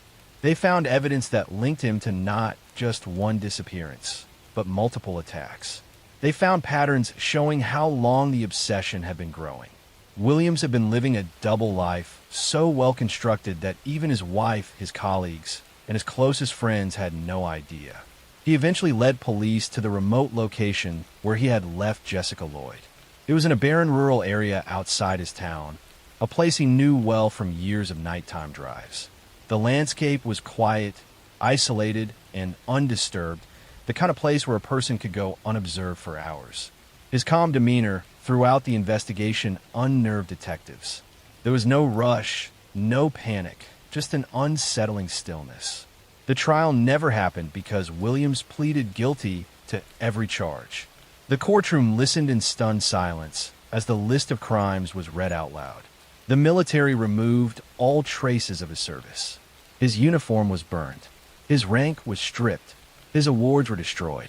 He was sentenced to life in prison, where he remains under strict monitoring because of the severity of his crimes and the possibility that he may have committed more offenses never discovered. To this day, psychologists and investigators still discuss this case because of its disturbing duality. How could someone achieve a high military career, earn trust, lead hundreds of people, and maintain such a structured public image while living a second life rooted in secrecy and obsession? The rural community around Tweed still remembers the tension of those years, the fear that lingered at night, the confusing idea that the man responsible had been standing among them the entire time, unnoticed. The story of Russell Williams remains one of Canada's darkest revelations, not only because of what he did, but because of how perfectly he hid in plain sight. It is a reminder that danger does not always look dangerous, and that even the most controlled, disciplined exterior can hide something far more complex and far more disturbing beneath the surface. Next story. I'm going to tell you a story about a disappearance that changed the way an entire country looked at its own landscape. A disappearance that began on a long, empty road cutting through the Australian outback. It is a place where the silence is so heavy it feels like part of the air, where the land stretches so endlessly that even the smallest disturbance can vanish into the horizon without a trace. This is the true story of the night British traveler Peter Falconio vanished. The night his girlfriend Joanne Lees escaped into the desert, and the man who was later found responsible, a drifter named Bradley John Murdoch. It is one of the most carefully studied investigations in Australian history, and yet it remains one of its darkest mysteries, because one crucial piece of it has never been recovered. The story begins in the summer of 2001. Peter Falconio and Joanne Lees were backpackers from the United Kingdom, exploring Australia the way thousands of young travelers did at the time. They were following the Stuart Highway, a remote road that runs through the heart of the continent. It is a highway surrounded by stretches of red sand, scraggly bushes, and flat land that looks the same in every direction for miles. Many travelers say that after a while, you stop feeling like you're driving across a country and start feeling like the world around you has become one repeating landscape looping endlessly. On the night of July 21st, the two of them were driving their orange camper van beneath a deep outback sky. Stars in that part of Australia are brighter than anywhere else because there is no city nearby to dim them. The night was quiet, the road empty except for the occasional road train thundering past. It felt peaceful, the kind of night where nothing unusual should happen.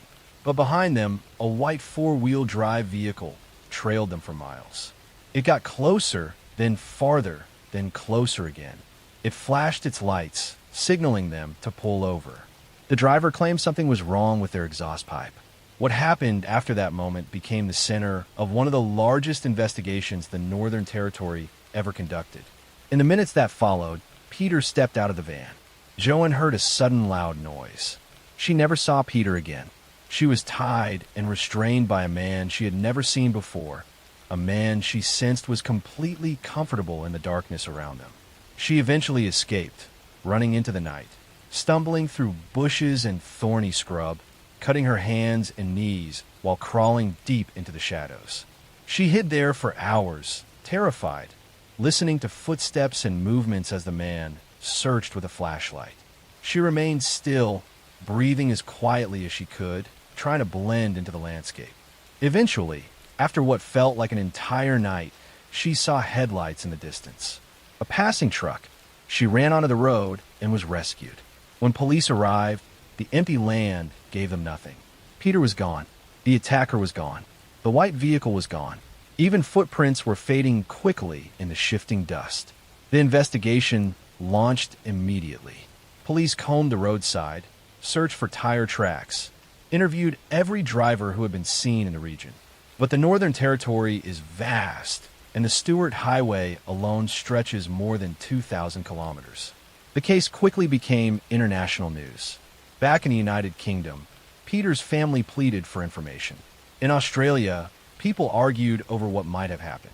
Some believed Joanne completely. Others insisted something didn't add up.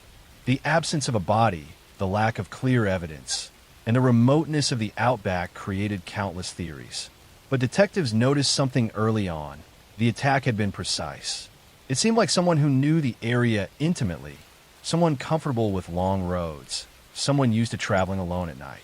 They began compiling a list of possible suspects. One name slowly rose to the top: Bradley John Murdoch. Murdoch was a long-haul driver, mechanic, an occasional criminal who drifted across the Northern Territory in Western Australia. He often traveled with his dogs, slept in his vehicle, and kept to himself. People who met him described him as unpredictable. Some said he had a calm, almost detached way of speaking. Others mentioned he could become angry quickly. He knew remote roads well.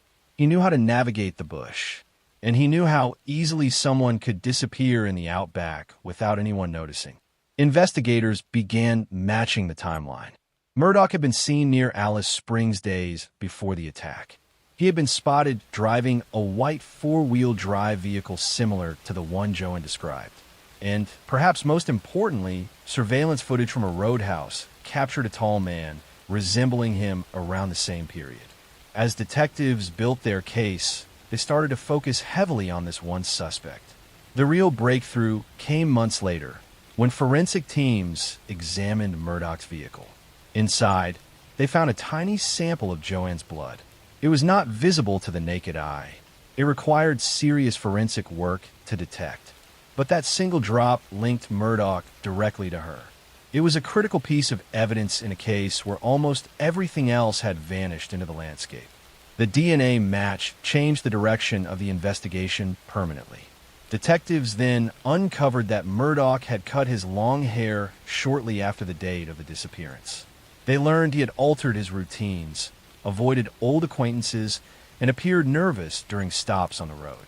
Witnesses recalled strange behavior. Service station employees remembered seeing a man who looked deeply unsettled, moving mechanically, as though he were trying to avoid attention, but failing to hide his anxiety. Prosecutors built a meticulous case. They relied heavily on forensic evidence, eyewitness sightings, Murdoch's travel patterns, and the inconsistencies in his explanations. The trial lasted for weeks. The world watched. Joanne gave emotional, detailed testimony, describing the terrifying night and her desperate escape. Murdoch remained expressionless throughout the proceedings, listening quietly, his hands resting on the table like a man trying to appear calm. Eventually, the jury found him guilty of the murder of Peter Falconio and the attack on Joanne. Murdoch was sentenced to life in prison with no parole for decades. But even after the conviction, even after years of searching, one enormous question remained unanswered.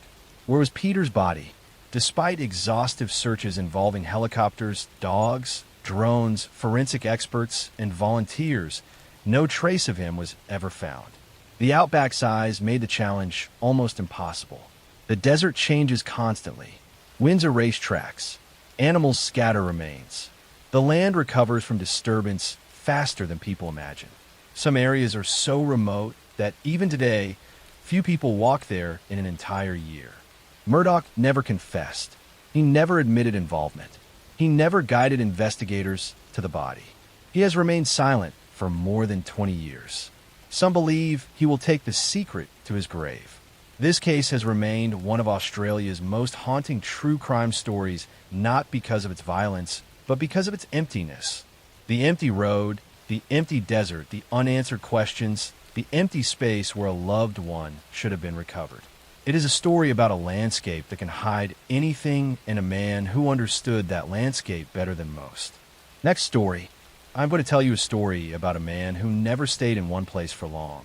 A drifter who blended into ordinary life so well that he slipped through the cracks of multiple police jurisdictions for decades. He lived under different names in different homes, working different jobs, quietly relocating every time things became suspicious. Each time he moved, a dark trail followed behind him, scattered across Scotland and England, waiting to be discovered. This is the true story of Peter Tobin, one of the most manipulative and hidden predators in modern British history. The story begins in the late 1960s and early 1970s, long before anyone connected him to any major crime. Tobin was a man who never allowed people to truly know him. He shifted addresses constantly, taking up small handyman jobs, working on building sites, drifting between communities without forming bonds. He charmed when necessary, lied effortlessly, and learned how to appear cooperative while revealing nothing. His constant movement made him invisible to police at a time when communication between different forces was slow and fragmented. Throughout the 1970s and 1980s, Tobin lived in Glasgow, Brighton, Bathgate, Havant, London, and dozens of smaller towns in between. Every place he stayed, he presented himself as someone harmless, someone trying to get by. People described him as quiet, odd, sometimes rude, sometimes overly friendly. There was no consistent pattern in how he behaved, which made him even harder to track. He adapted his personality to whatever situation he was in, changing accents slightly, adjusting his mannerisms, shifting his story. It was a survival method that kept him unnoticed. In 1991, a disturbing event briefly pulled Tobin into the spotlight. He attacked two young girls in his home in Havant, tricking them into entering the property under a false pretense. When police stormed the house following a desperate call for help, they found them tied up and severely harmed but still alive. Tobin fled out the back door and disappeared. This incident showed how quickly he could slip away when cornered. He managed to evade capture for weeks by hiding in a religious commune under a different name, blending in with complete ease. When he was finally arrested and jailed, many believed this would be the end of his criminality. But nobody realized that his darkest crimes had happened long before this arrest and would continue afterward. After serving part of his sentence, Tobin was released and resumed the same drifting lifestyle. He moved constantly, never settling long enough for people to understand who he really was. He changed his name again, moving across the UK with a calmness that suggested he believed he would never be caught for anything more serious. And for a long time, he was right. Everything changed in 2006 when an angelic-looking Polish teenager named Angelika Kluck went missing from a Glasgow church where she worked as a part-time cleaner. Tobin was working at the same church under a false name, claiming to be a handyman who had recently found faith. When Angelika disappeared, he vanished the very next morning, leaving behind strange behavior and suspicious comments that troubled those who worked with him. As days passed, police began to focus on him. They tracked his movements and realized he had used yet another false identity. When they searched the church grounds, they discovered Angelika's body hidden in a small, concealed space beneath the floorboards. The brutality and calculation of the crime shocked Scotland. It also raised immediate questions about whether this man had done something like this before. Once Tobin was arrested, investigators began digging into his past. They searched his former homes, tracing the history of every property he had ever rented. One of those searches led them to a house in Margate, England, where Tobin had lived in the early 1990s. It was a small, ordinary home with nothing unusual on the surface. But when officers dug in the garden, they uncovered a deeply disturbing sight: the remains of a young woman who had been missing for years. Then another. Both victims had vanished in 1991. Their families had spent more than a decade searching for answers. Those discoveries changed the entire course of the investigation. It became clear that Tobin had not just committed a single terrible crime, but was connected to multiple disappearances stretching back decades. Investigators created a task force dedicated entirely to tracing his movements over time. They compared missing persons reports, travel patterns, former jobs, locations of old addresses, and police files from across the UK. The deeper they went, the more troubling the picture became. Tobin had been present in cities during unsolved disappearances. He had lived within walking distance of several crime scenes. He had moved out of certain areas shortly after women vanished. Many of these cases had gone cold at a time when different police departments did not yet share data effectively. Tobin used this weakness as cover. If suspicion built in one town, he simply packed a bag, changed his name, and settled in another town hundreds of miles away. He blended into suburban life with surprising ease. He married multiple times, each marriage ending the same way: in fear, violence, or sudden disappearance. His wives later said they never truly understood who he was. He could be charismatic, controlling, apologetic, threatening, and affectionate, all within the span of a single day. His personality shifted constantly, like a mask that changed depending on what he needed in the moment. Once he was finally imprisoned for the crimes that could be proven, investigators continued their search. They believed he was responsible for far more victims than the confirmed cases. Some detectives suspected he might even be connected to well-known unsolved cases from the 1960s and 1970s. Tobin refused to cooperate, giving no explanations, no confessions, no closure to families who had waited decades. He seemed to take satisfaction in withholding the truth, maintaining control even from behind bars. What made Peter Tobin so unsettling was not just what he did, but how long he hid in plain sight. He lived as a husband, a neighbor, a handyman, a church worker, a drifter, a friend to some, a menace to others. His crimes spanned multiple decades, multiple cities, and multiple identities. He moved through life like a shadow, existing on the edges of society, unnoticed because he knew exactly how to appear harmless. By the time he died in prison in 2022, the true extent of his crimes was still unknown. Some investigators believed he committed many more, hidden in the gaps of history where record-keeping was weak and communities were isolated. Others believed he might have been responsible for disappearances that will never be solved. His death closed the door on answers that families have been waiting for since the 1970s. The story of Peter Tobin is a reminder that predators do not always fit the image people expect. They may not be loud, threatening, or unstable. Sometimes the most dangerous individuals are the ones who blend most easily into the background. The ones who smile politely. The ones who fix a broken door or offer to help carry groceries. The ones who know how to relocate before suspicion catches up. The ones who live for decades without ever revealing their true selves. Next story, I'm going to tell you a story about a childhood stolen, about a monster who wore the mask of Mentor, and about how an entire sport failed to protect the children in its care. In the gymnasiums of Pennsylvania State University, where young athletes trained with dreams of Olympic glory, a doctor moved among them with keys to every locker room and unfettered access to vulnerable children. Parents trusted him completely, grateful their daughters were receiving medical care from such a respected professional. But behind closed doors, under the guise of treatment, he was committing crimes that would eventually reveal themselves as one of the most extensive child sexual abuse cases in American history. This is the story of Larry Nassar, a sports medicine doctor who sexually abused at least 265 young female athletes over more than 2 decades. Between 1992 and 2016, he used his position as team doctor for USA Gymnastics and Michigan State University to assault girls as young as 6 years old, disguising his abuse as legitimate medical treatment. His crimes were enabled by institutions that ignored complaints, silenced victims, and protected their reputations rather than the children in their care. Lawrence Gerard Nassar was born on August 16, 1963, in Farmington Hills, Michigan. He grew up in a middle-class family where education and achievement were valued. His childhood appeared unremarkable, with no obvious signs of the predator he would become.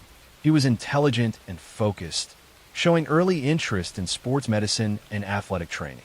Larry attended Michigan State University, earning undergraduate and graduate degrees in kinesiology before attending medical school. He was drawn to sports medicine, particularly gymnastics, where he saw opportunity to work with elite young athletes.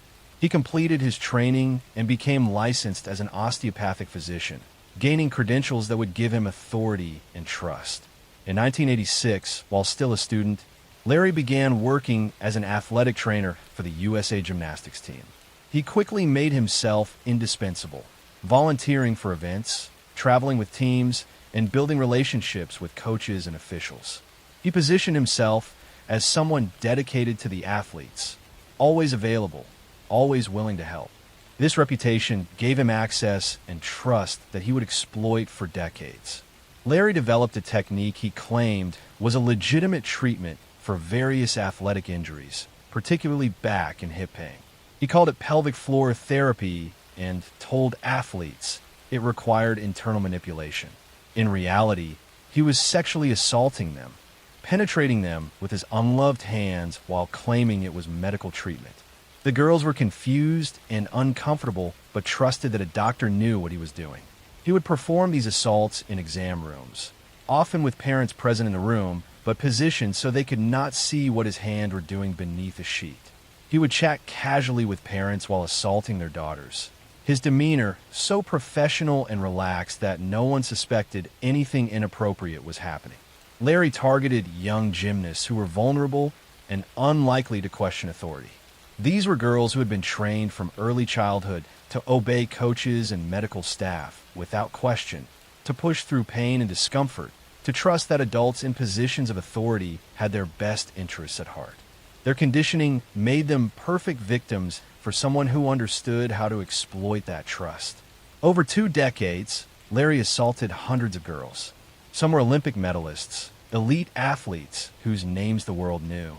Most were young gymnasts training at local clubs, girls with Olympic dreams who trusted that the national team doctor was providing them with the best care possible.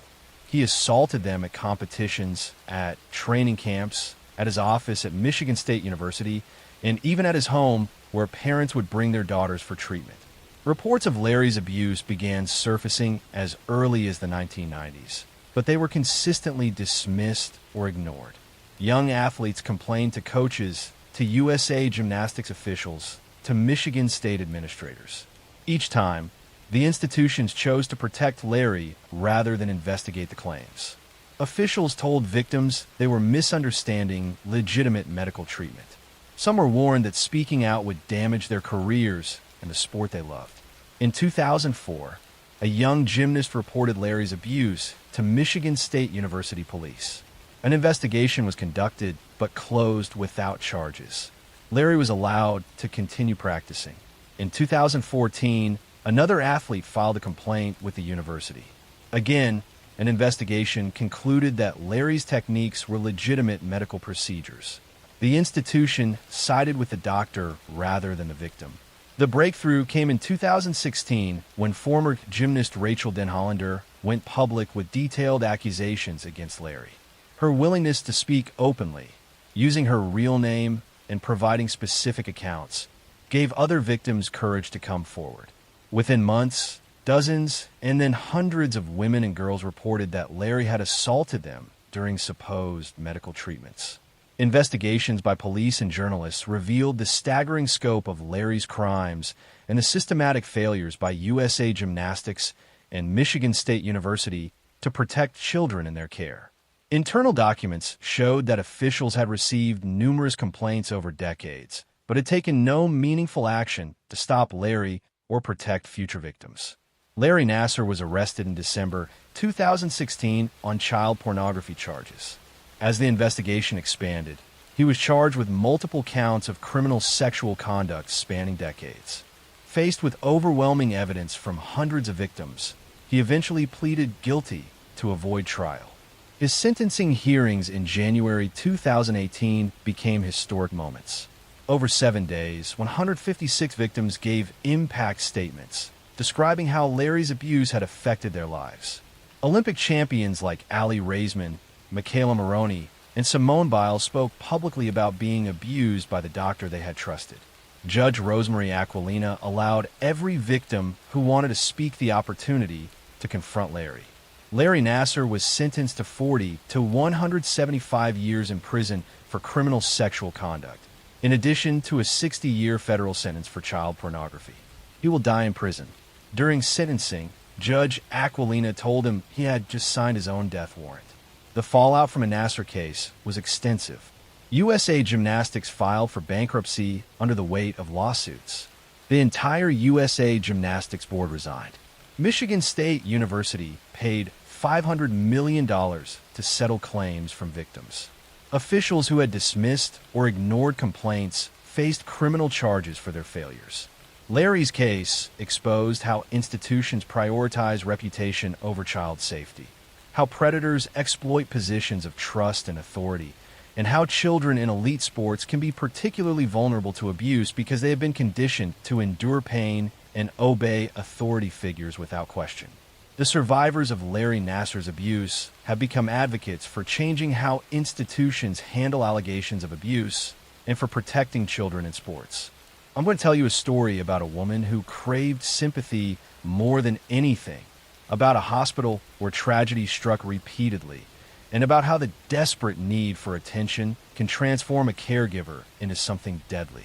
In the pediatric ward of the San Antonio Hospital during the early 1980s, a young nurse named Janine Jones seemed extraordinarily dedicated to her young patients.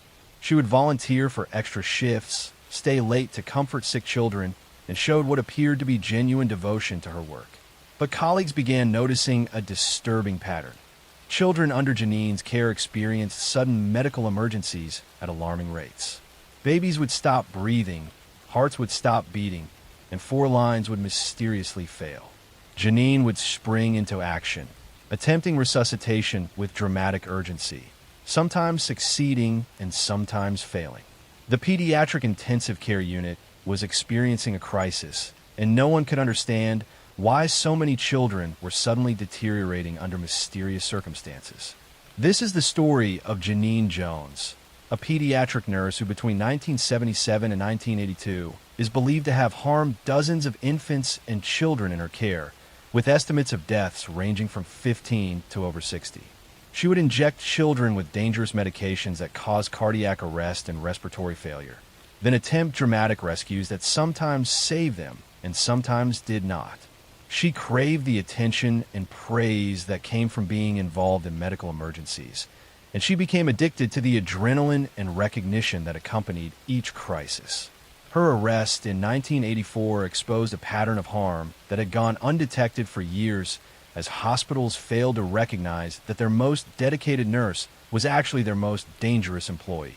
Janine Jones was born on July 13, 1950, in San Antonio, Texas. She was adopted as an infant by a couple who struggled to provide emotional stability. Her childhood was marked by difficulties connecting with others and a desperate need for attention and validation. She performed adequately in school, but showed signs of dramatic behavior, often exaggerating situations to make herself the center of attention. As a young woman, Janine decided to become a nurse, entering a vocational nursing program. She was technically competent and passed her training, beginning work at Behar County Hospital in San Antonio in 1977. She was assigned to the pediatric intensive care unit, where she would work with the sickest children in the hospital. From the beginning, Janine showed concerning behaviors.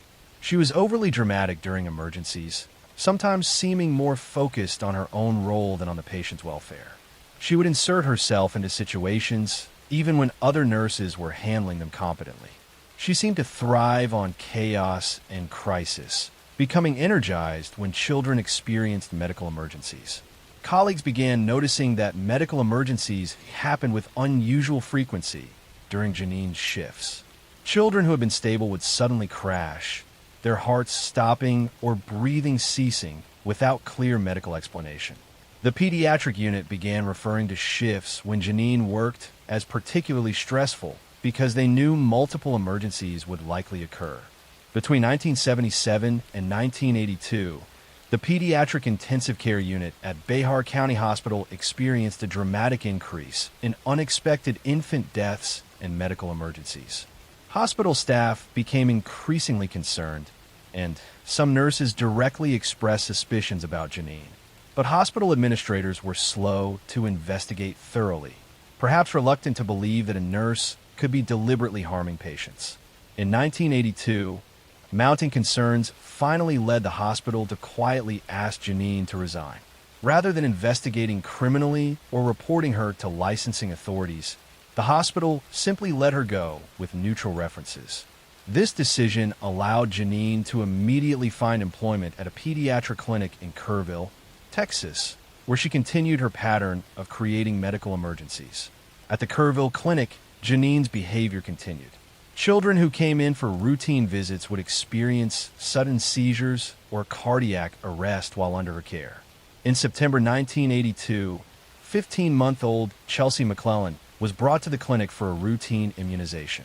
While in Janine's care, Chelsea stopped breathing and went into cardiac arrest. Despite resuscitation attempts, Chelsea passed away. Her death was initially attributed to natural causes, but her parents were suspicious about the circumstances. Shortly after, another child named Rolando Santos experienced a sudden seizure and cardiac arrest while at the clinic. He survived, but the emergency seemed to have no clear medical explanation. The clinic's physician, Dr. Kathleen Holland, became deeply suspicious and began investigating. She discovered missing medications from her clinic, including succinylcholine, a powerful muscle relaxant that could cause respiratory paralysis. Dr. Holland contacted authorities and a criminal investigation began. Investigators examined the pattern of emergencies at both the hospital and the clinic, finding that they clustered overwhelmingly during Janine's shifts. They discovered that medications were missing from supplies Janine had access to. Witnesses reported seeing Janine near patients just before unexplained medical crises began. Testing of tissue samples from Chelsea McClellan revealed the presence of succinylcholine, a drug that had no legitimate reason to be in her system. This evidence, combined with the statistical impossibility of so many emergencies occurring during one nurse's shifts, pointed clearly to Janine as the cause. Janine Jones was arrested in 1983 and charged with the passing of Chelsea McClellan and injury to Rolando Santos. Her trial began in 1984 and lasted several weeks.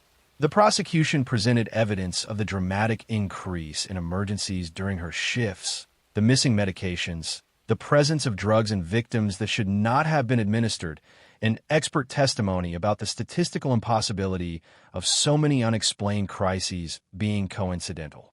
Janine's defense argued that she was being scapegoated for natural deaths and complications that could happen in any pediatric setting. But the evidence was overwhelming.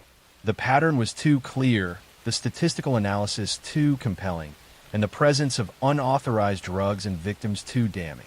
On February 15, 1984, Janine Jones was convicted of taking Chelsea McClellan's life and injuring Rolando Santos. She was sentenced to 99 years for the passing and 60 years for the injury, to be served concurrently. Under Texas law at the time, she would be eligible for parole after serving one-third of her sentence. After her conviction, investigators continued examining cases from her time at Behar County Hospital. They identified dozens of suspicious deaths and medical emergencies that occurred during her shifts. Estimates of her victims range from 15 to over 60 children, though proving older cases was difficult due to time passage and lack of preserved evidence. Next story. I'm going to tell you a story about power, silence, and the cost of speaking the truth. It is the story of how an industry built on dreams and fame allowed one man to control women's futures through fear. This is the story of Harvey Weinstein and the system that helped him stay untouchable for decades. For years, Harvey Weinstein was one of the most powerful figures in Hollywood. As the co-founder of Miramax and later the Weinstein Company, he produced dozens of award-winning films that shaped modern cinema. He stood on the stages of the Academy Awards, shaking hands with actors, directors, and politicians. His name appeared in movie credits alongside some of the greatest titles of the 1990s and 2000s. To the public, he was the man who made stars. Inside the industry, he was feared. Weinstein's story began in Queens, New York, where he and his brother Bob grew up in a working-class family. In the 1970s, the two founded Miramax, naming it after their parents, Miriam and Max. They began by distributing small independent films, slowly building a reputation for bringing daring stories to mainstream audiences. By the 1990s, Miramax was a powerhouse. It released Pulp Fiction, The English Patient, Shakespeare in Love, and countless others that defined a generation.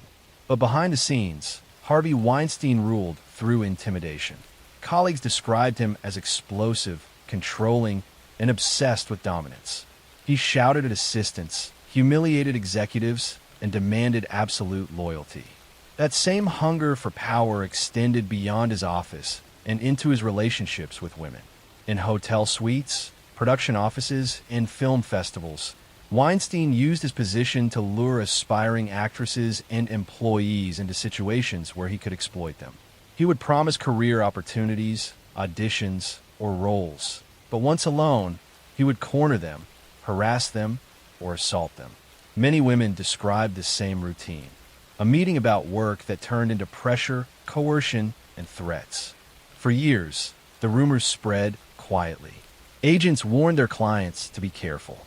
Some assistants tried to speak up, but were silenced by non-disclosure agreements or fear of losing their careers. Hollywood's culture of secrecy made it easy for him to operate. His films employed thousands, his influence stretched across studios, and his donations reached politicians and charities. Speaking against him meant risking everything. When women did try to go public, the system around Weinstein reacted to protect him. Lawyers threatened lawsuits. Tabloids were used to discredit victims. In some cases, private investigators were hired to track women who were considering speaking out. The first public cracks appeared in 2015 when actress Ashley Judd mentioned an unnamed studio executive who had made inappropriate advances toward her. Her story drew attention, but no one named Weinstein yet. That would change 2 years later. In October 2017, the New York Times published an article by Jodi Kantor and Megan Twohey detailing multiple allegations of sexual harassment and assault against Harvey Weinstein, spanning 3 decades. Within days, The New Yorker followed with another investigation by Ronan Farrow, containing even more accounts, including women describing rape and intimidation.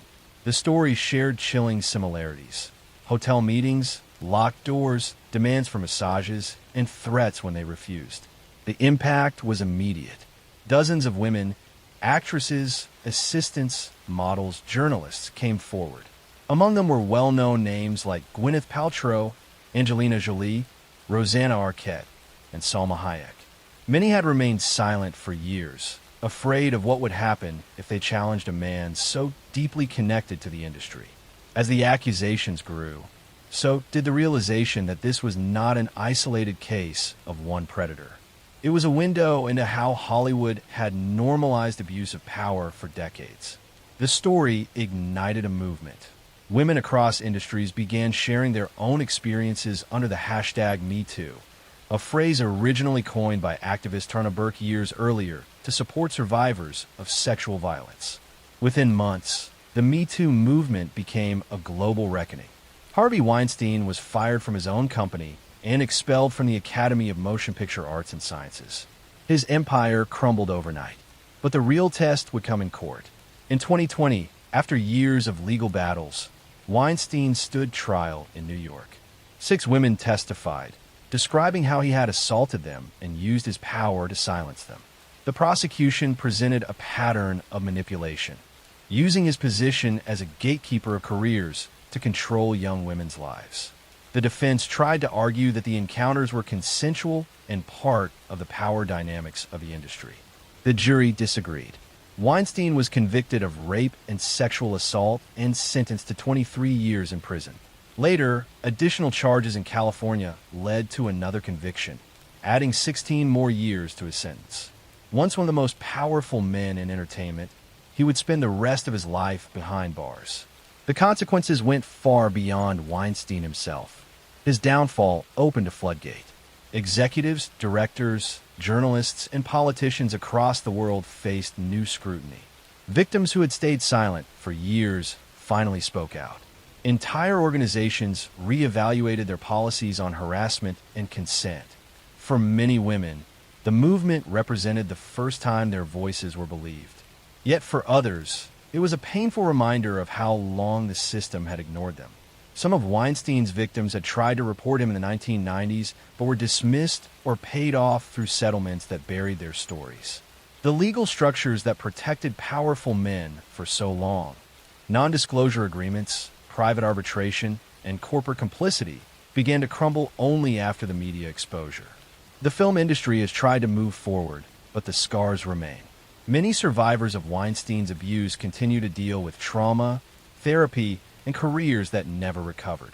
Some left the industry entirely. The #MeToo movement, though transformative, also faced backlash. Critics claimed it created fear and overcorrection. But its impact was undeniable. It changed how the world talks about consent, accountability, and power. Weinstein's case showed how abuse can hide in plain sight when wealth and influence are involved. He surrounded himself with enablers, lawyers, publicists, and executives who benefited from his success and looked away from his crimes. In the end, his downfall was not only a personal collapse, but an indictment of an entire culture that prioritized money and fame over humanity. When he entered the courtroom in handcuffs, limping and pale, the image symbolized the end of an era, the moment when power no longer guaranteed protection. For decades, Hollywood had rewarded silence. Now, silence had finally broken. Harvey Weinstein will likely die in prison. His name, once attached to golden statues and glamorous parties, now stands as a warning, a symbol of what happens when power goes unchecked. But the women who spoke out did more than expose one man. They exposed a system built on fear and silence, and they changed the world by refusing to stay quiet. Their voices created a movement that outlived his power, proving that even in the darkest corners of fame, truth still finds a way to be heard. Next story, I'm going to tell you a story about two women who terrorized California, about a killing spree that shocked the nation, and about how a toxic friendship became a partnership in violence. In January 1991, two women were driving along California highways, picking up men and robbing them at gunpoint. Aileen Wuornos and her companion Tyria Moore were living in cheap motels, surviving through theft and whatever money they could get. But Eileen's robberies soon escalated into something far deadlier. Between November 1989 and November 1990, she ended the lives of 7 men along Florida highways, shooting them and stealing their vehicles and belongings. This is the story of Aileen Wuornos, one of America's few female serial killers. She targeted men who picked her up while she was working the highways, shooting them and claiming self-defense against assault. Her case became one of the most controversial in criminal history, raising questions about victimhood, survival, and whether her violent childhood and circumstances made her a product of society's failures or simply a cold-blooded killer. Aileen Carol Pittman was born on February 29, 1956, in Rochester, Michigan. Her childhood was marked by abandonment and horrific abuse that shaped her into someone filled with rage. Her father was in prison when she was born and later took his own life. Her mother abandoned Aileen and her brother when they were young, leaving them to be raised by their grandparents.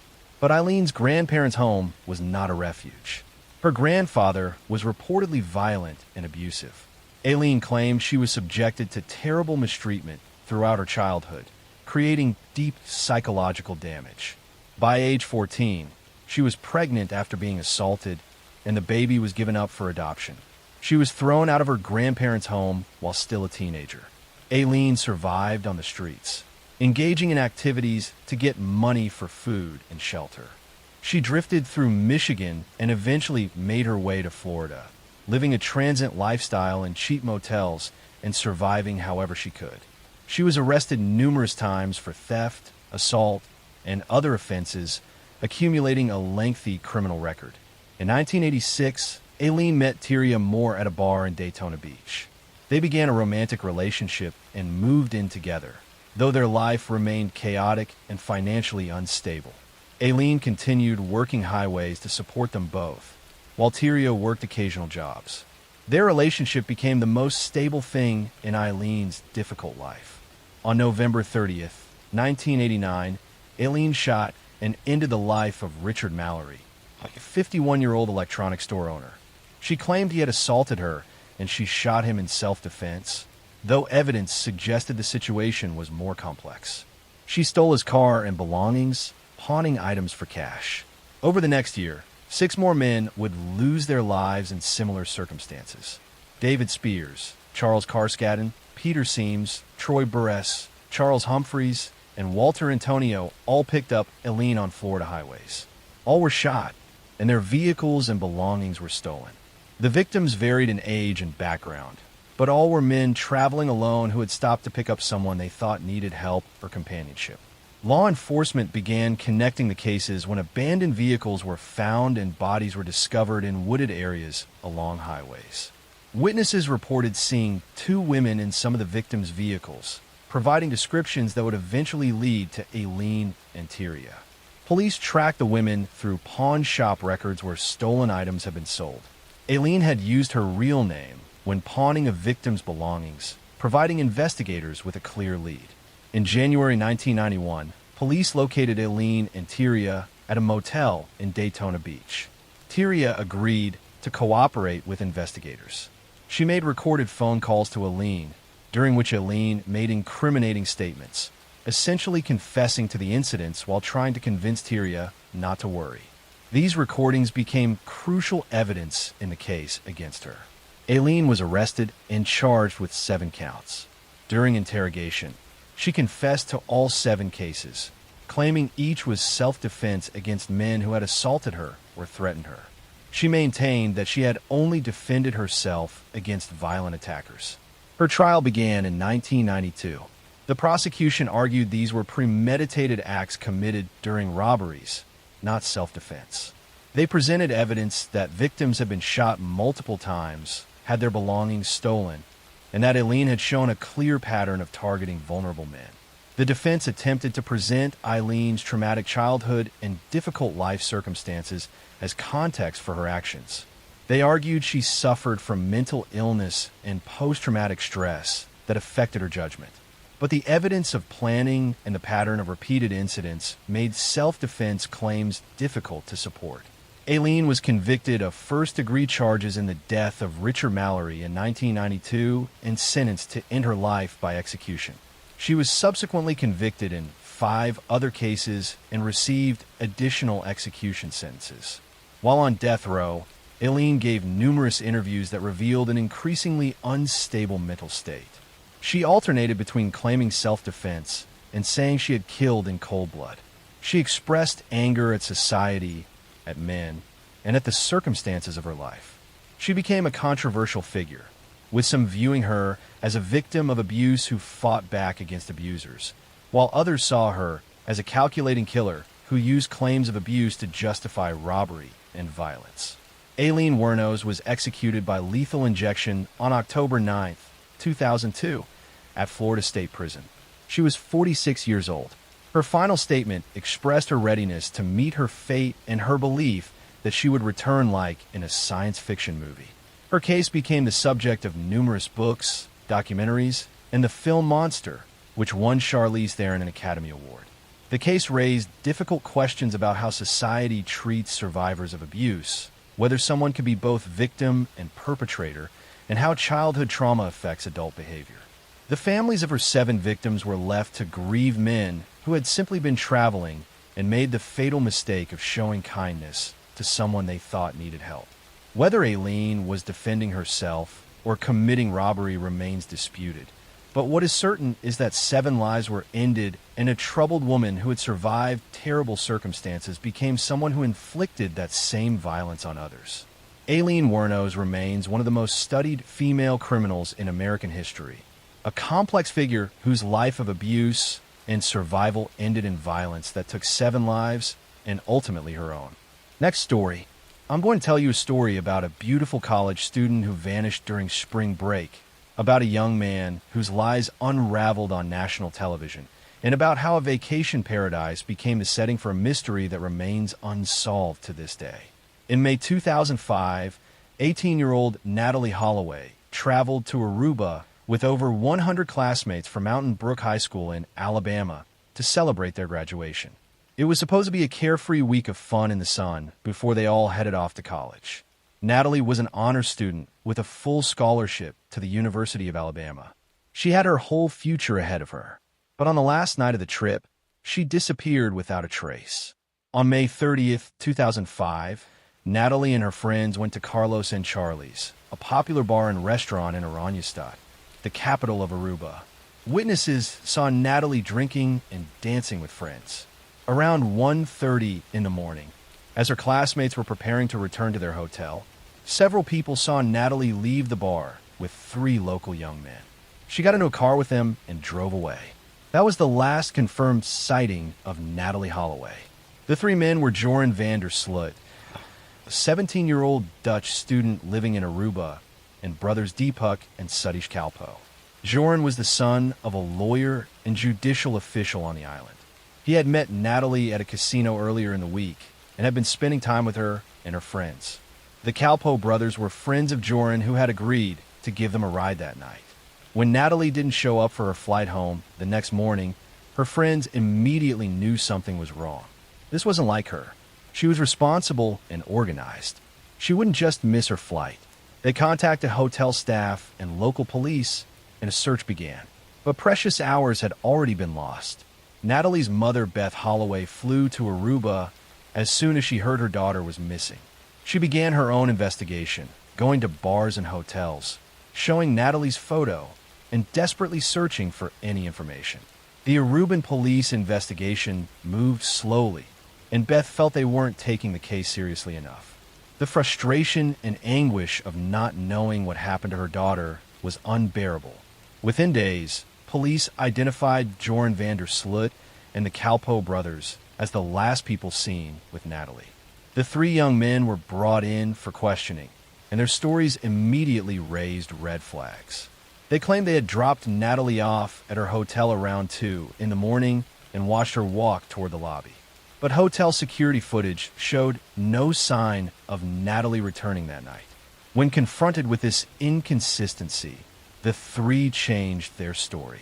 Now they said they had actually dropped Natalie off at a different location near some fishermen's huts on the beach.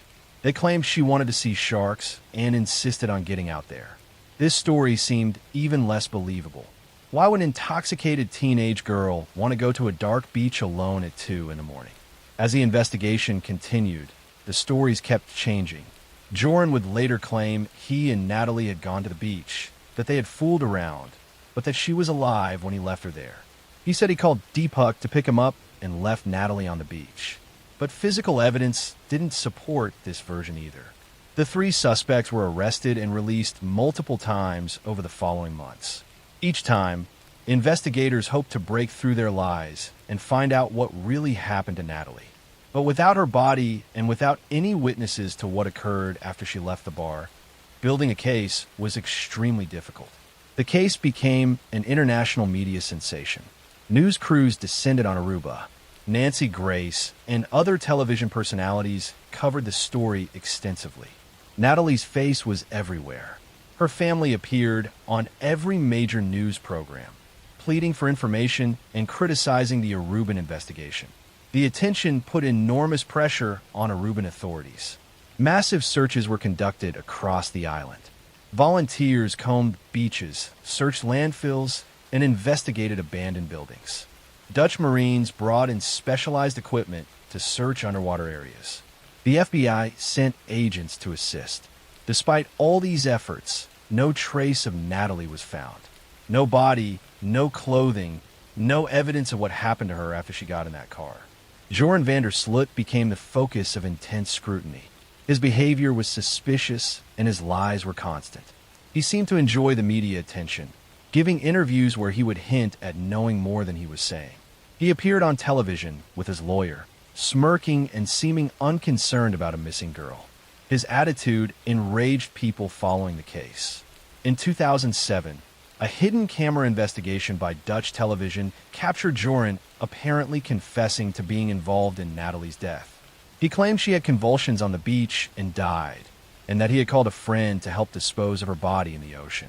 But Joran later claimed he was lying to impress the person he was talking to, and prosecutors couldn't use the recording as evidence because of how it was obtained. Years passed with no resolution. In 2012, Natalie was legally declared dead, but her body has never been found. Her family never got the closure of being able to lay her to rest. They never got definitive answers about what happened to her that night in Aruba. The case took a disturbing turn in 2010 when Joran van der Sloot ended the life of another young woman, 21-year-old Stephanie Flores Ramirez in Peru. Stephanie was found beaten to death in Joran's hotel room in Lima. This happened exactly 5 years to the day after Natalie disappeared. Joran was convicted of taking Stephanie's life and sentenced to 28 years in a Peruvian prison. The Flores case seemed to confirm what many had believed all along. that Joran van der Sloot was capable of violence against young women and had likely been responsible for Natalie's death as well. In 2023, Joran was extradited to the United States to face charges related to extortion. He had attempted to extort money from Natalie's family in exchange for information about what happened to her. As part of a plea deal, Joran finally confessed to ending Natalie's life. He admitted that he and Natalie had been on the beach, that she had rejected his advances, and that he had attacked her in anger. He said he pushed her face into the sand and hit her with a cinder block, then dragged her body into the ocean. He provided these details to prosecutors and Natalie's family as part of his plea agreement. While the confession provided some answers, it brought little comfort to Natalie's family. Beth Holloway had spent 18 years searching for the truth about what happened to her daughter. Learning the horrific details of how Natalie died was devastating, and the fact that Joran showed no genuine remorse made it worse. Natalie Holloway was a bright, beautiful young woman with her whole life ahead of her. She should have come home from that graduation trip and gone to college. Instead, she encountered a dangerous predator who took her life and then lied about it for nearly 2 decades. Her case serves as a tragic reminder of the vulnerability young people face when traveling and the evil that can hide behind a friendly smile. Next story, I'm going to tell you a story about a house at the end of a cul-de-sac, about a man who wore the ordinary like armor, and about how small deceptions can grow into something dangerous when people look the other way.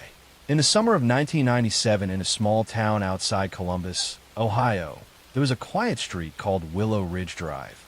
Lawns were mowed on Saturdays, mailboxes leaned at predictable angles, and children played until dusk.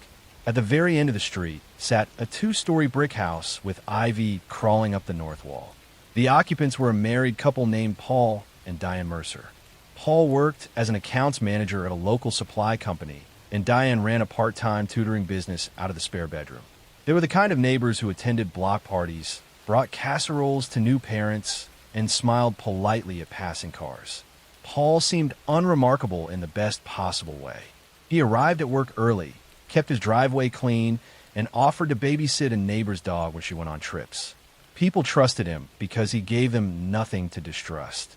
But over the course of 6 years, that trust became the cover for a pattern of behavior no one noticed until it was far too late. The first disappearance happened in late 1998.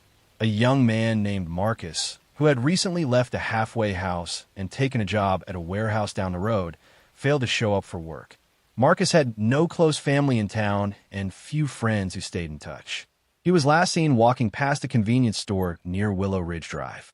Neighbors assumed he had moved on. No missing person report was filed. For months, nothing seemed unusual. Then in 2000, a woman named Rosa stopped coming to the morning bookkeeping class Diane ran at the community center. Rosa was new in town and had limited family ties. Diane told classmates that Rosa had found full-time employment and was too busy to attend. Again, nobody pressed the matter.